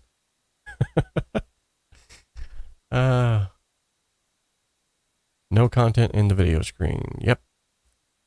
Question on the video. I have my Cakewalk set up to do 2-bar count in for recording. If I load a video and push record, the video starts immediately. So therefore it is 2 bars out. Okay.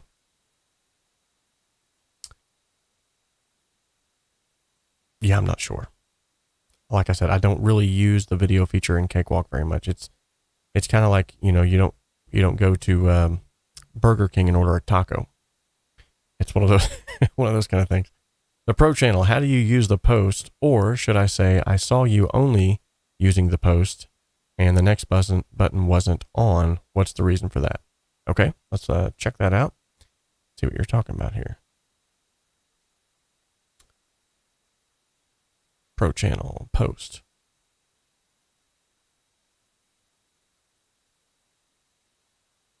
I don't see it. But then again, this could have been like an hour ago and I'm just now answering it. And it was like something that was up on my screen that I no longer see now. And you're probably talking about this. Okay. So this is just like a typical console, post fader and pre fader. So when it's set to, right now it's set to pre fader, that means anything that I do is going to happen before the fader affects it. Whereas post fader is going to adjust anything that happens after. So, let me get you a better, I feel like that was a real cheesy answer. I actually have an entire video on, like a 30-minute long deep dive on that, but we don't got time to sort through that and find a 30-minute deep dive either. So, with that being said,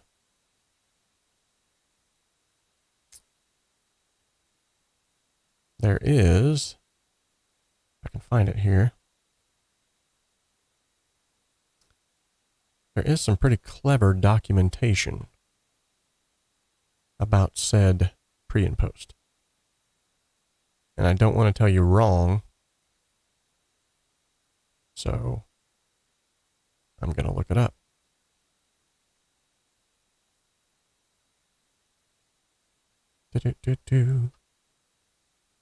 That is, if I can find it.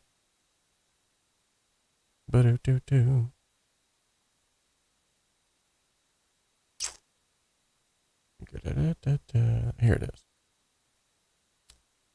Okay.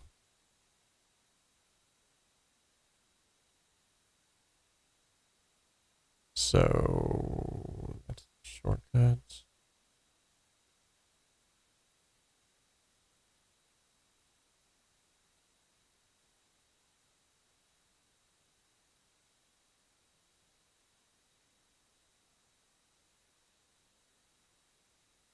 Oh man, that's that's wrong thing.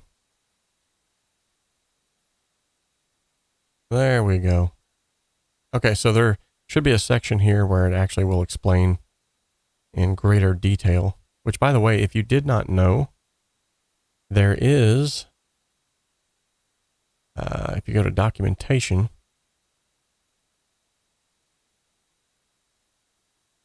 oh, I thought they added it there. Evidently, they did not add it there. Okay, well, that stinks. Well, I'll tell you what, if you are interested, I do have the Cakewalk reference guide. I can give you the download link for that. And essentially it will go into everything here in depth. But there's a section in here. Oops.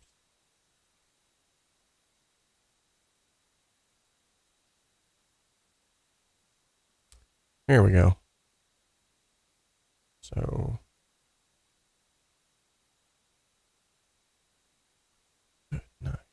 1491.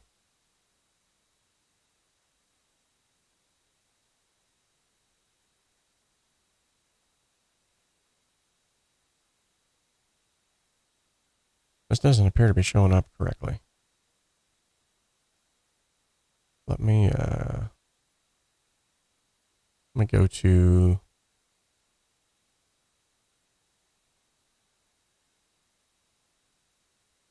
let me just go to the Cakewalk website. So there is a forum, which if you did not know, where you can get on and ask questions as well.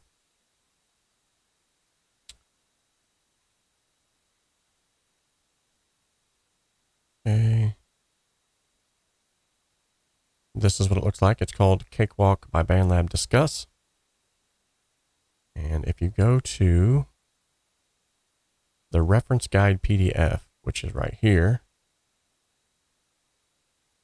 and I can just copy this in the chat if you'd like, and then you guys can just go straight to it. Won't even have to navigate through all that. But in this, yeah, here we go.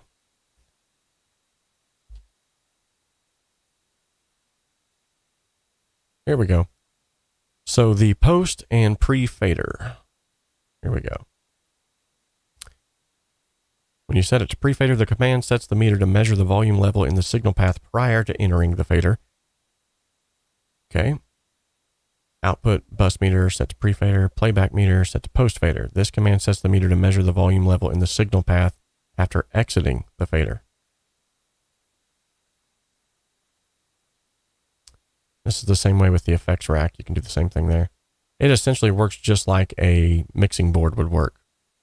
So maybe I should just leave that up.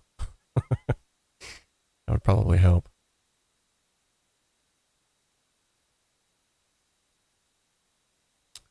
All right.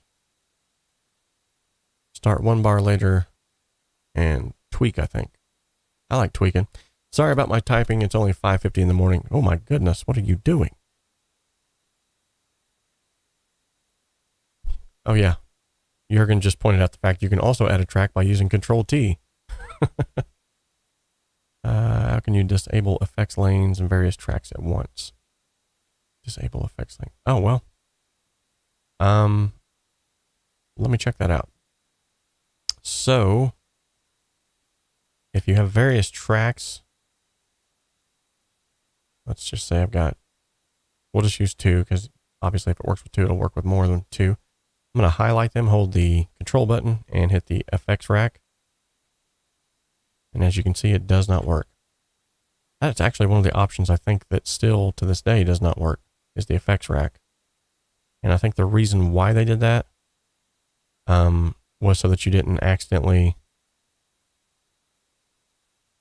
like most other things within the track view though, you can, by holding the control button, like I can solo both of these, arm both of them for recording.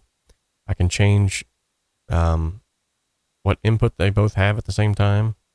I can freeze them both. I can change the color of them both at the same time. And all I'm doing is holding the control button. And then when it comes to the console view, I can hold the control button and click and drag this over. But that is the one thing where you can't disable multiple effects racks at once. However, you can go up to the mix bar and disable globally all of the effects with this button. So yeah, that would be an option worth having. And there might even be a way to do that. Someone said group and disable. So let me try that.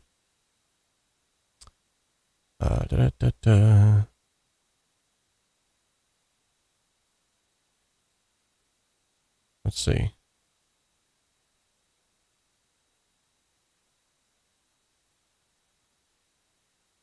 Oh, that did it. That did it. That wasn't group and disable, but that did it. So if I have, let's say I just want to disable the effects racks on 1 and 3. I hold my control button, make sure that they're both selected, right click on the one, and go to bypass effects rack, and now it's done it on both. There's always a way to do it. It's like finding out the way to do it.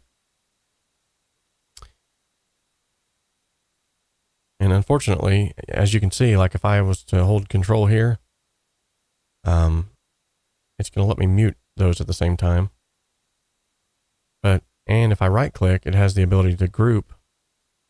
I can set this both to group A, and now when I click one, I don't have to hold the control button. I can click that. But unfortunately, there's no way to group the effects bin. Interesting. All right, let's go back to the chat again. See how far along. Melodyne cracks me up. I once emailed them to ask politely not to spam me in German. Their solution, remove me from their mailing list. CalScript based on the Lisp programming language, which is very different from anything normal casual programmers use. That's the one reason. Blah, blah, blah. Okay. Cal splitting method is great. 120. How can I hide the automation marks, automation line in a track in Cakewalk? There's not really a way to hide it once you make your automation marks. But what you can do, instead of leaving it out here like this, is you can just collapse it, but it still remains on there for the reason, obviously, of letting you see that there's automation being done. But as far as that's concerned, I don't think there's really a way to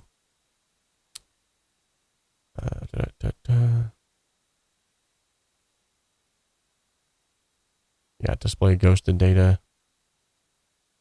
There you go. So if I ghost the data up here in view, I love it when I say, yeah, I really don't think there's a way to do that. And then I show you how to do it. If you uncheck this box here, display ghosted data, as you can see, it goes away.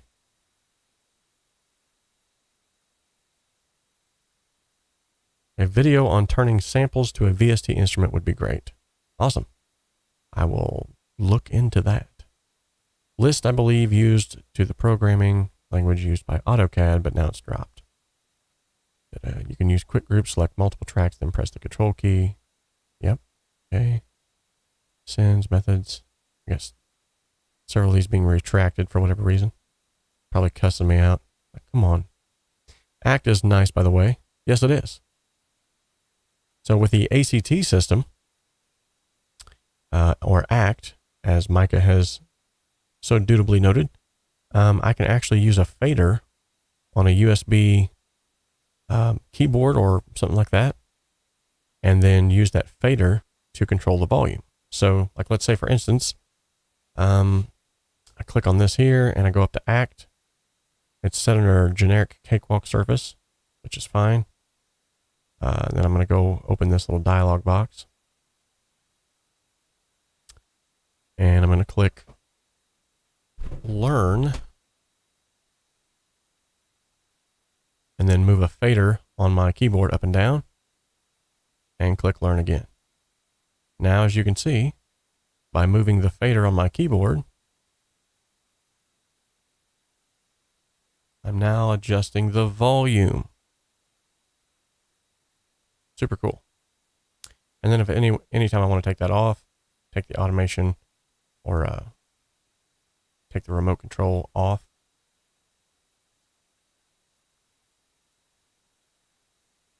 Oops.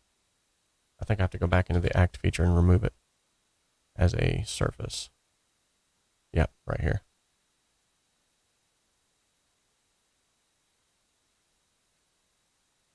Yep, so I would have to go in here and physically take that off, I believe.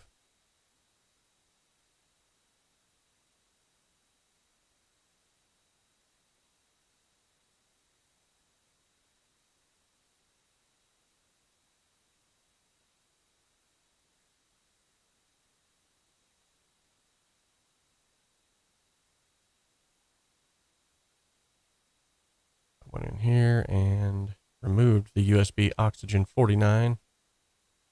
Now it's no longer working. There we go. Yes, ACT is nice. It allows you to use pretty much anything as a control surface. They use list-based language. What makes Cakewalk good compared to other high-end DAW other than being free? And how should I transpose from Cakewalk to Fairlight so I can edit in Atmos as a final render? Okay, so essentially, let's answer the first question first. Grabbing my coffee for this one. What makes Cakewalk good? Well, as I have stated here on the channel before, there is not one DAW that is honestly better than another. Some of them just have more features than others.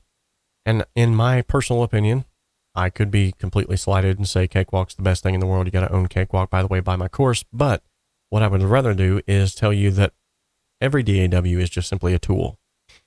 Just as a carpenter will choose one hammer over another, they're still both hammers, but he likes the way that hammer feels in his hand, is the same way that a DAW does. They both will drive a nail at the end of the day. Likewise, a DAW, a DAW will make music at the end of the day. It will record, it will catalog, it will allow you to put effects on things, but there is not really one DAW that's better than another. It's which one works for you better. Everyone has a different learning style. Everyone has a different way that they operate and do things. And so by having different DAWs, it appeals to different people's learning capabilities. And individuals like myself who's used the same DAW for a long time, you can sort of get old and set in your ways. And so you find out ways to do things and shortcuts within your DAW. And over time, you just find out how to make that DAW work for you. It's not that you make it sound better. In fact, there's, other than Harrison Mixbus, there's really no other DAW on the market that I know of that is specifically built to add any kind of effect to the audio. The whole idea of a DAW is to take the audio and bring it in unaffected so that you can then affect it. So what makes Cakewalk good is the fact that it's got every single thing that every other DAW on the market has, minus maybe a few things, but it also, whatever it lacks, it makes up in other areas that others don't. And that's usually, it comes down to like, well, I like this hammer because it's got a rubber handle. Now I like this one because it's got a good old wooden handle. It's just one of those things. So what makes it good? At the end of the day, it's a high-end DAW that used to cost over $499 that's now free. It's essentially, it's the same version as their flagship platinum version for free. And yeah.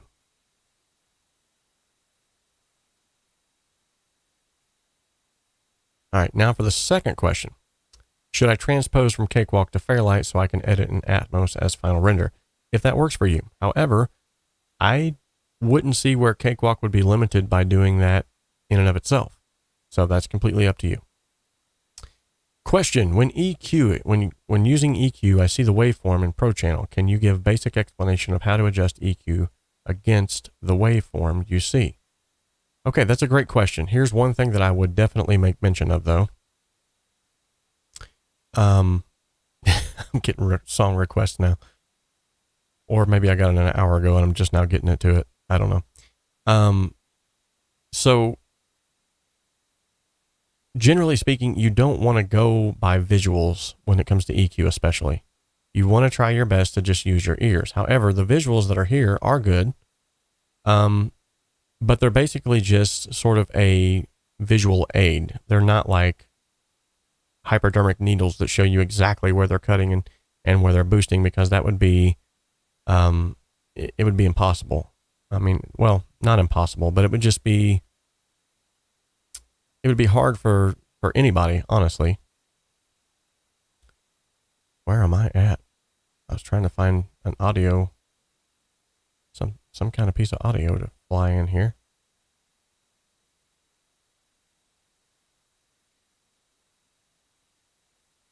Oh my goodness. It's everywhere.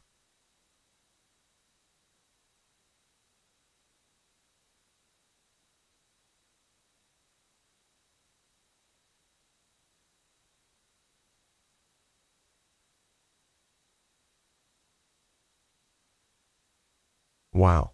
Okay. Somewhere.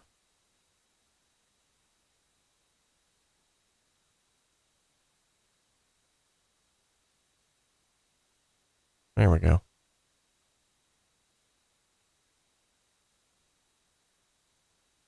All right, let's say we'll just bring up something simple here. A little somatics loop for you.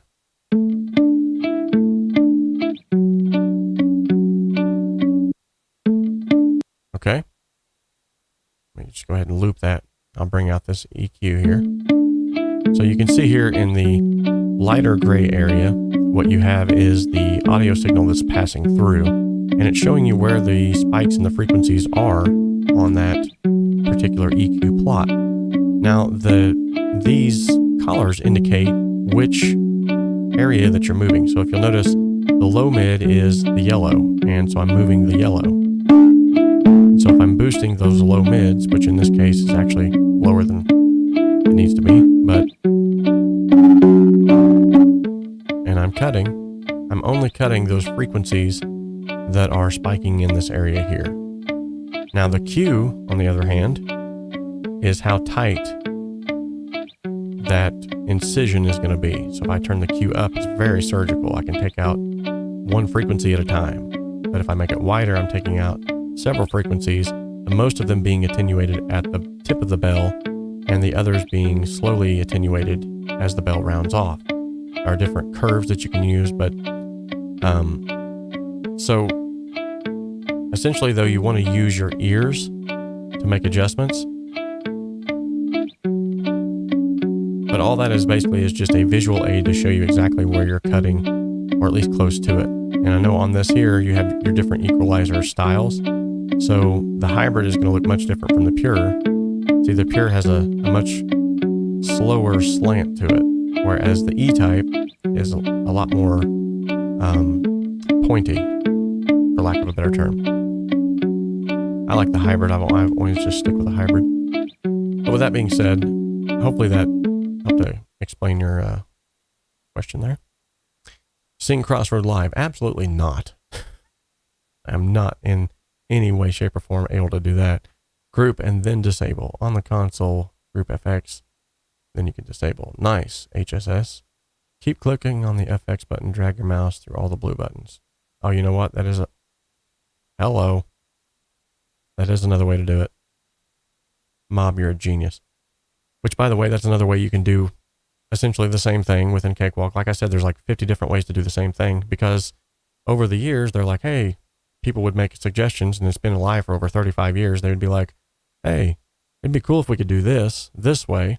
And then they would be like, great, we'll put it out in the next update. So over time, it's like you can hold the control button and do multiple things on the same tracks at once. Or like Mob just pointed out, you can click and drag and do multiple things at once. Or now that I've got both those tracks selected, I can then group that solo button, and now it's going to do both of the same things at once. So it's like,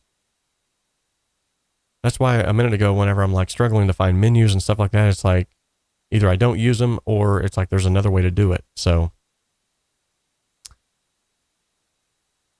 Wheel of Awesomeness time. You know what? I think you're right. Let's go ahead to the Wheel of Awesomeness. Let me bring on 𝗕𝗙 𝗂𝐺𝐵𝘄. Ladies and gentlemen, you are looking at the Wheel of Awesomeness. That's right. The Wheel of Awesomeness is here just for your spinning pleasure. Today, we're going to spin the wheel and see where it lands. Casey Kasem's voice isn't so Casey today, probably because of the fact that Robert thinks he's getting sick.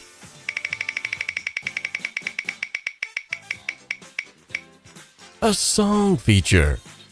All right. For the first person that can correctly answer what the title of the last... Okay, actually, let's do it this way. For the person that can correctly answer who the winner was of the BandLab versus Mastering Engineer video based off of the community tab. So this is going to be tricky for you if you're not looking at the community tab. Based off of the community tab on the YouTube channel. I held a poll on there, and the last video I did where I pitted my own skills against that of BandLab's mastering algorithm, I asked the question, which one in your opinion won? And I held a poll on that.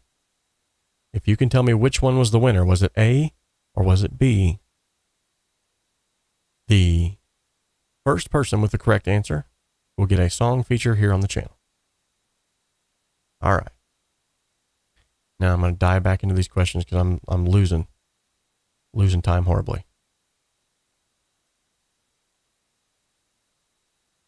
The mute tool is also great. I like Cakewalk. I like that Cakewalk does not limit track in sense of number of tracks, VSTs, etc. Yes. Yeah, there's no limitations to it whatsoever. How do I take a kick track and split it into parts so I have separate parts for each kick hit?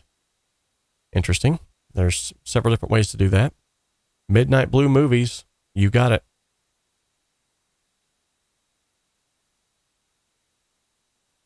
Midnight Blue Movies. Answer with the correct. Let me bring it up here on the screen. Here it is, ladies and gentlemen. Which master did you choose on the most recent video? A came in at 80% with 50 votes. B came in at 20%. That's really not that bad, though. So, I was expecting, my snobbery was expecting to be like, oh, dude, my master's going to blow it out of the water, man. There ain't nobody's going to pick that piece of junk. And then I listened to it and I was like, oh my goodness, that's actually pretty good. I have to say the mastering algorithm did a really, really good job. I've got comments on Facebook. I'm not even looking at Facebook. I guess I need to look. So Ben Grauer says, I hate using loops, but in this day and age, you have to give in once in a while to get better end result. Yeah, definitely.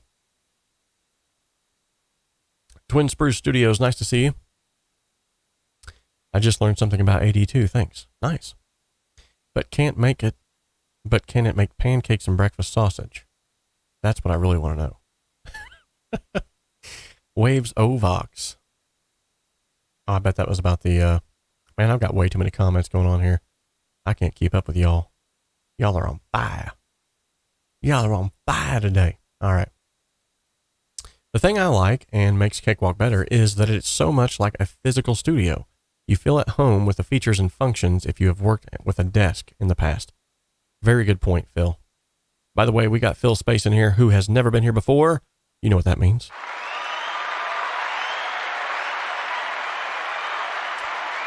I only find some problems when dealing with contact from time to time. I have heard that. I definitely have heard that. How can I set up fader markers to show 18 dBs equals 0 dBFS? Is it possible? You know what, I know you can come over here. Okay, so check this out. So on these faders here, like you can make this look however you want.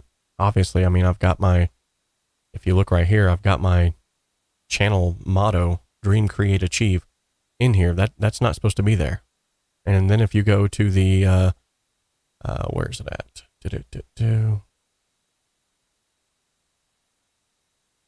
Yeah, if you go to the About Cakewalk page in here, that's not supposed to be there.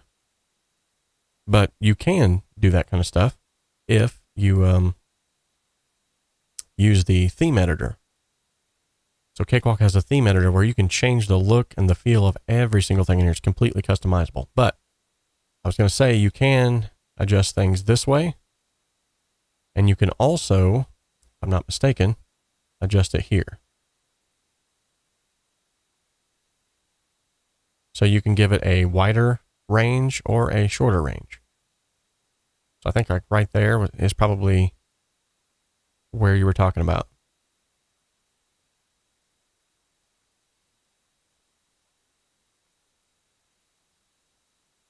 Okay. Awesome. All right. First one, he says A and then B. Use audio snap, and it has not often to split into kick, AMD, and then export out. Oh, yeah. Yeah. So back here to the, how do I split the kick sound out?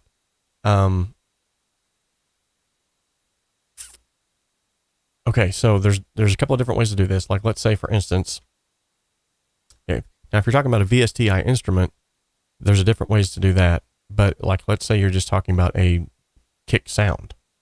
So let's go to drum loops. Let's go to one shots. Let's go to kicks. Okay. Let's bring that in here. Let's hold Control D and copy that 1,000,000 times. And we're going to loop it. Let me turn that down a little bit so I'm not. Now, this is what I'm talking about. Look at this.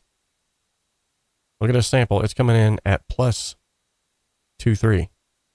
Volume is set to unity. That's what I'm talking about. Samples and VSTi instruments will always come in hotter, so I just turn the gain down. So if I turn this gain down to 10, which is, I feel like, the sweet spot. Watch. Coming in at perfect.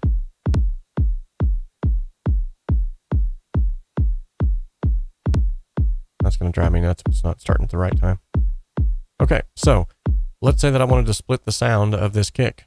I can go to Insert Send to New Aux Track. Okay.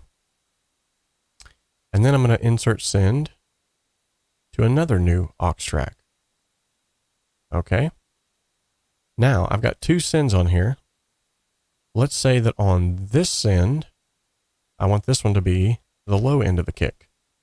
And I want this one to be the high end attackiness of the kick. Let me move my mug out of the way. I'm probably in the way. There we go. So, let me get that out of the way too. There we go. So I got the low end here.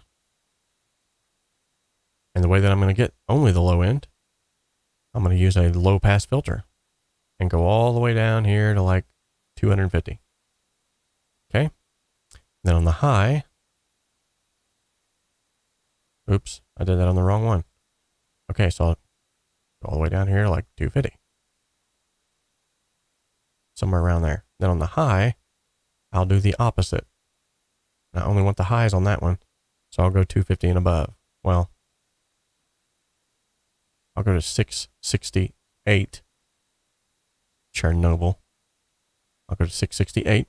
I'll make both of these mono sources. Okay. Now what you're going to see is I've got two separate tracks. One's for the high end of the kick and one's for the low end. So this is only the low.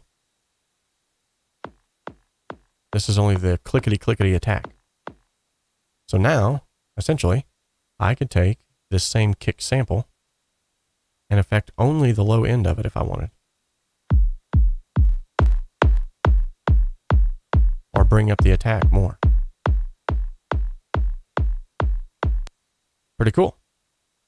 That's one way that I typically would do it. If you're talking about splitting a single sample, and maybe that's not what you were talking about at all, and I just did all that for nothing. Who knows? Who knows? All right, let's bring my mug back. Let's get back in here. We're into the thick of it. All right, I'm deeply humbled by the welcome. Well, thank you. I'm deeply humbled that you're here.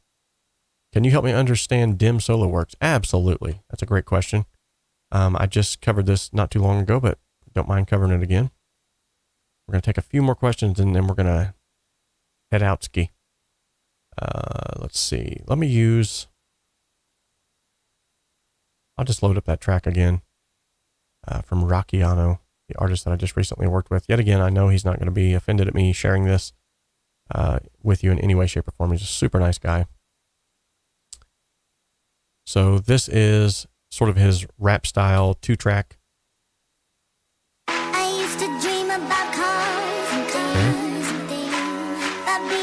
Now, with the dim solo button enabled, and it looks like I already have it enabled, nice. What it's going to do is, oops, I can set this to a certain amount of dimming, if that's even the right word. So if I go in here to playback, here we go again. Now I just got to find it. Okay, dim solo. So if I go in here and I can set my dim solo gain, -6, -12, or -18. I typically use -12. It's kind of like, yet again, a sweet spot. And then essentially when I solo something in the mix now, it's not going to solo everything and only let me hear that one track. It's going to reduce every other track by 12 dBs. So check this out. It's really good for making EQ adjustments in context with the mix. Coming out the gate with a fresh mixtape, another strong song, now it's time for a break. Wanna deal like real deal, Holyfield. To be a star, the only thing that I could feel. Without fame, I'm pain like a migraine. Gotta blow off my skill off this mic game. Grinding so hard, trying to reach the sky. Aim real high for my piece of the pie. I want it all like one, so it's on. Straight to the top, necessitated like Dawn. Name. So as you can see, it just allows you to make better decisions about things, EQ wise, or even compression, or even, you know, saturation or something like that, without taking away the element of the entire mix. It's really useful on vocals. And then the other aspect of that too is it allows you, like if you hear something weird happening in a song, like maybe there's a click or a pop or something going on, you can use your dim solo on each track at that point and be like, ah, I've narrowed it down. It's this. So it's definitely got its uses. Doggy laters, y'all. All right. See you later, buddy. It was good having you. Folks, I don't know how I did it, but I think I actually got through all of the questions. Nice. Okay.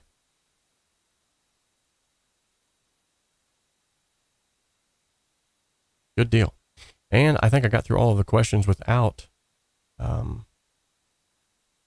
losing too many people along the way. So we have 29 concurrent viewers and 28 likes. Give that thing a stinking like, people. Smash it. Smash that like button. Thank you, by the way, for the $10 super chat. That's been a blessing. No more comments coming in currently from Facebook, so we're good there. So in that case, what I'm going to do is keep in mind we do have the giveaway that's going on, and if you want to enter that giveaway, there's a ton of cool stuff there.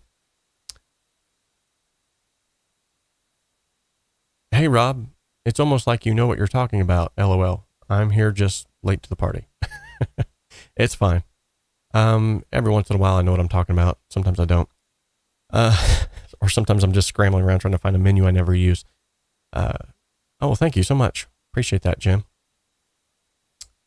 So the next thing that I want to cover is just real quickly, we've talked about the giveaway. We've talked about several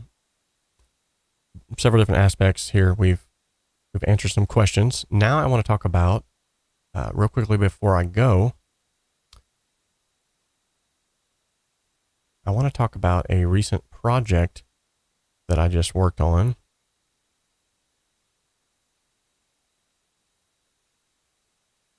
That we just mixed. Oh, you know what? Actually, I haven't sent that off yet, so I better not. Instead, I'm going to open up this acoustic guitar test recording of the new acoustic guitar that I just got that everybody was asking about. So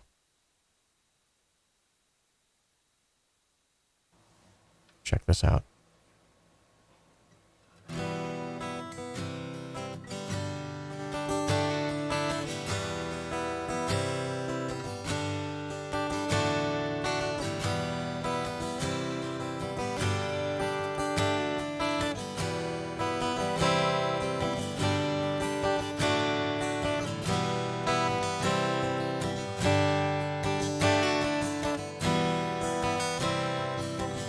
Doesn't that sound good? Nice. Yeah, I'm really happy with the guitar. Thank you, 𝗏𝗏, by the way. I had played, I'm not even joking. I had played probably in the last few months 100 guitars, trying to find a guitar that had the sound that I was looking for and could not find it. And then I reached out to Warren and told him I was in the market for a guitar. I said, what would you recommend? Of course, he's one of my favorite online mentors. Actually just got off a call with him the other day. It was amazing, just how supportive he is, and how much he's willing to help me and help this channel to grow. So with that being said, I reached out to him. I said, hey, what acoustic guitar would you recommend? He said, without a doubt, the Yamaha LL16. Now, I kind of went above and beyond, as is typical. I went above and beyond and got the LL16D, which is the deluxe version. And the only thing that really makes it different from the other is the fact that it has abalone inlay around the edges of the guitar, 2 rosette abalone inlays around the sound hole, and it also has rosewood back and sides. It's all solid wood construction. Amazing. But with that being said, it was rather pricey. And I was like, I've never played this guitar, so I literally went weeks calling around to different guitar shops and asking them, do you have a Yamaha LL16? And of course, every single time, yeah, we've got Yamahas in here. I'm like, no, there's a specific one I'm looking for, the LL16, right? I'm going to show you a picture of it right now. Ain't she a beaut? So yeah, this here is the LL16. So I called them up. They said, no, we don't have the LL16, but we have this one and this one. And I was like, no, I want the LL16. I'll come to find out as I look on the website, they have an LL16D. And I'm like, well, what's the difference? So I start looking. It's got abalone inlay around the edges. Oh my goodness, look at this. It's gorgeous. 2 abalone inlay rosettes. These beautiful, like star-shaped instead of the typical round. On the fretboard, which is a ebony fretboard. Solid Engelmann spruce top. Absolutely amazing. And it also has this proprietary system of whenever you plug it in. Yeah, a full range passive pickup system, it's called. The passive SRT zero impact pickup system. So there's no hole in the side of the guitar. You just simply plug it in and it works. Now, some people will be like, well, now I can't adjust it. I can't adjust the EQ and the volume levels and the blah, blah, blah, blah. If you have a good mix guy back at the mixing board, he's going to be able to take care of that. And a lot of times, especially nowadays, there's some awesome pedals you can run through that will do all that for you as well. I would much rather do that than cut a hole in my guitar.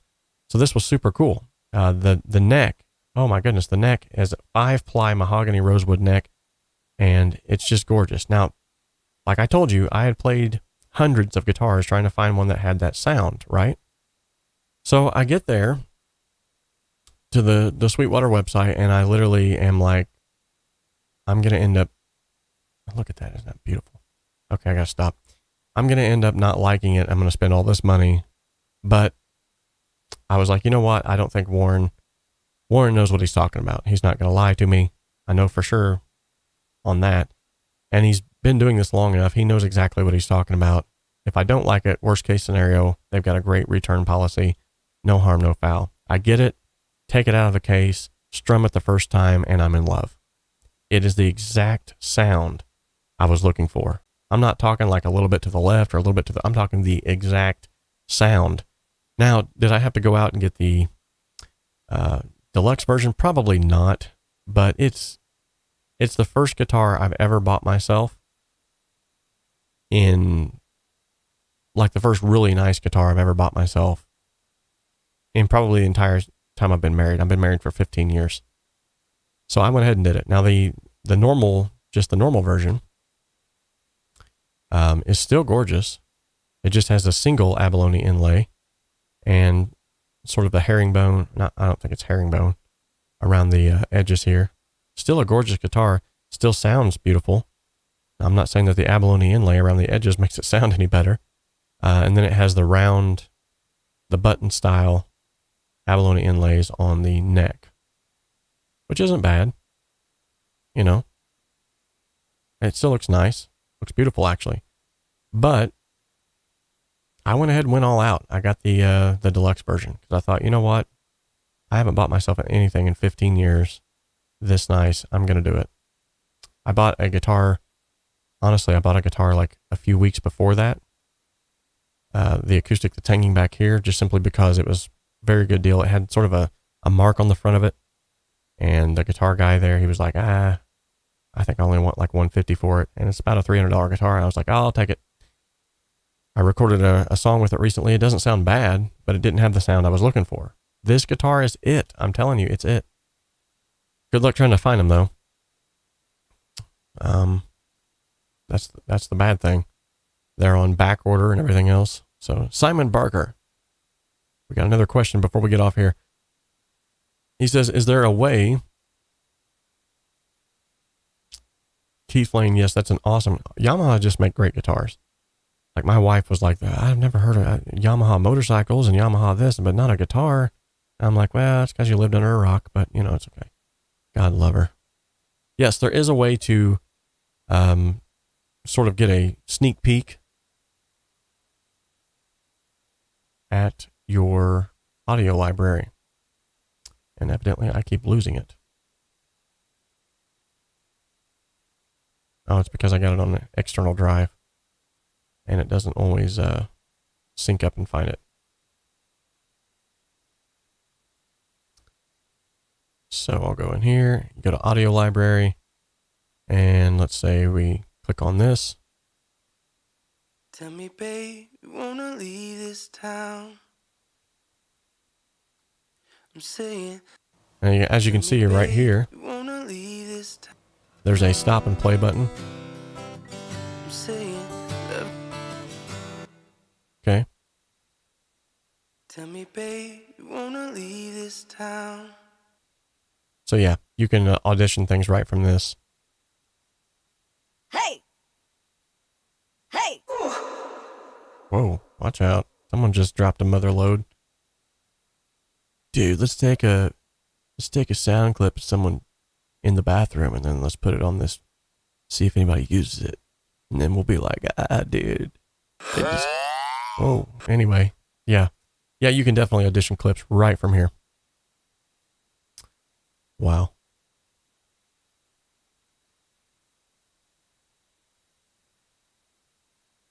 Does it please you? Does it ease you when you see me? Does it please you? Does it ease you when you see me broken? Oh, project. Should maybe have said project. Sorry, Rob. Does it please? From a project. Does it please you? No, it ease you? I think not unless you're in the project. I don't think there's a way that you can. That would be cool though. Like if you were on the start screen, or you could like audition what it sounds like for maybe 30 seconds or something, just to see like, oh yeah, that was the one where I added the bass guitar, or this was the one where but if you name them properly, it shouldn't matter anyway.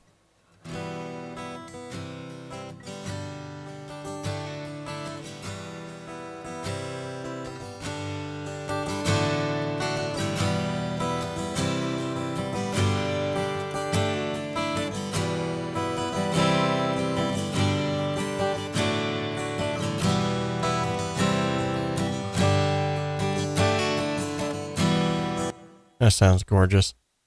Thank you, Warren, for pointing me in the right direction. That was recorded with a rather cheap microphone, a $30 microphone. The ECM 8000 by Behringer, which is actually supposed to be a reference microphone. So this one was recorded through the DI source, which sounds about like a DI source, but it doesn't sound too bad for a DI source.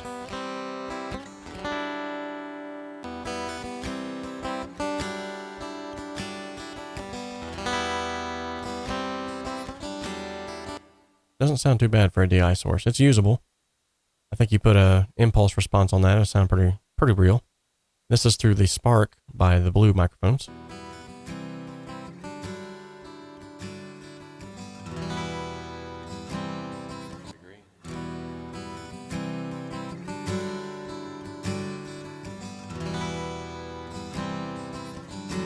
A nice little blend of the two there.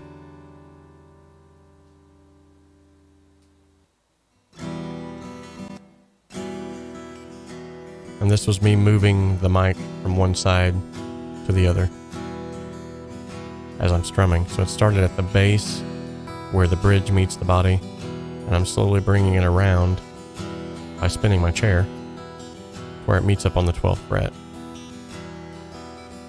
And you can hear right there where it starts to get past the 12th fret. It starts sounding a little tinny. But honestly, like that one there was a little boomy. I think that was the one where I had it. The mic location was pointed at the bridge.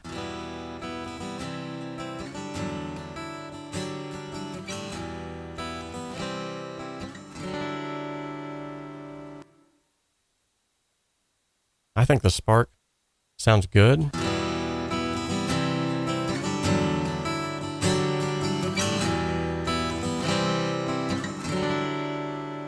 Don't get me wrong. But I honestly liked the way that the cheaper microphone sounded. The Behringer ECM 8000.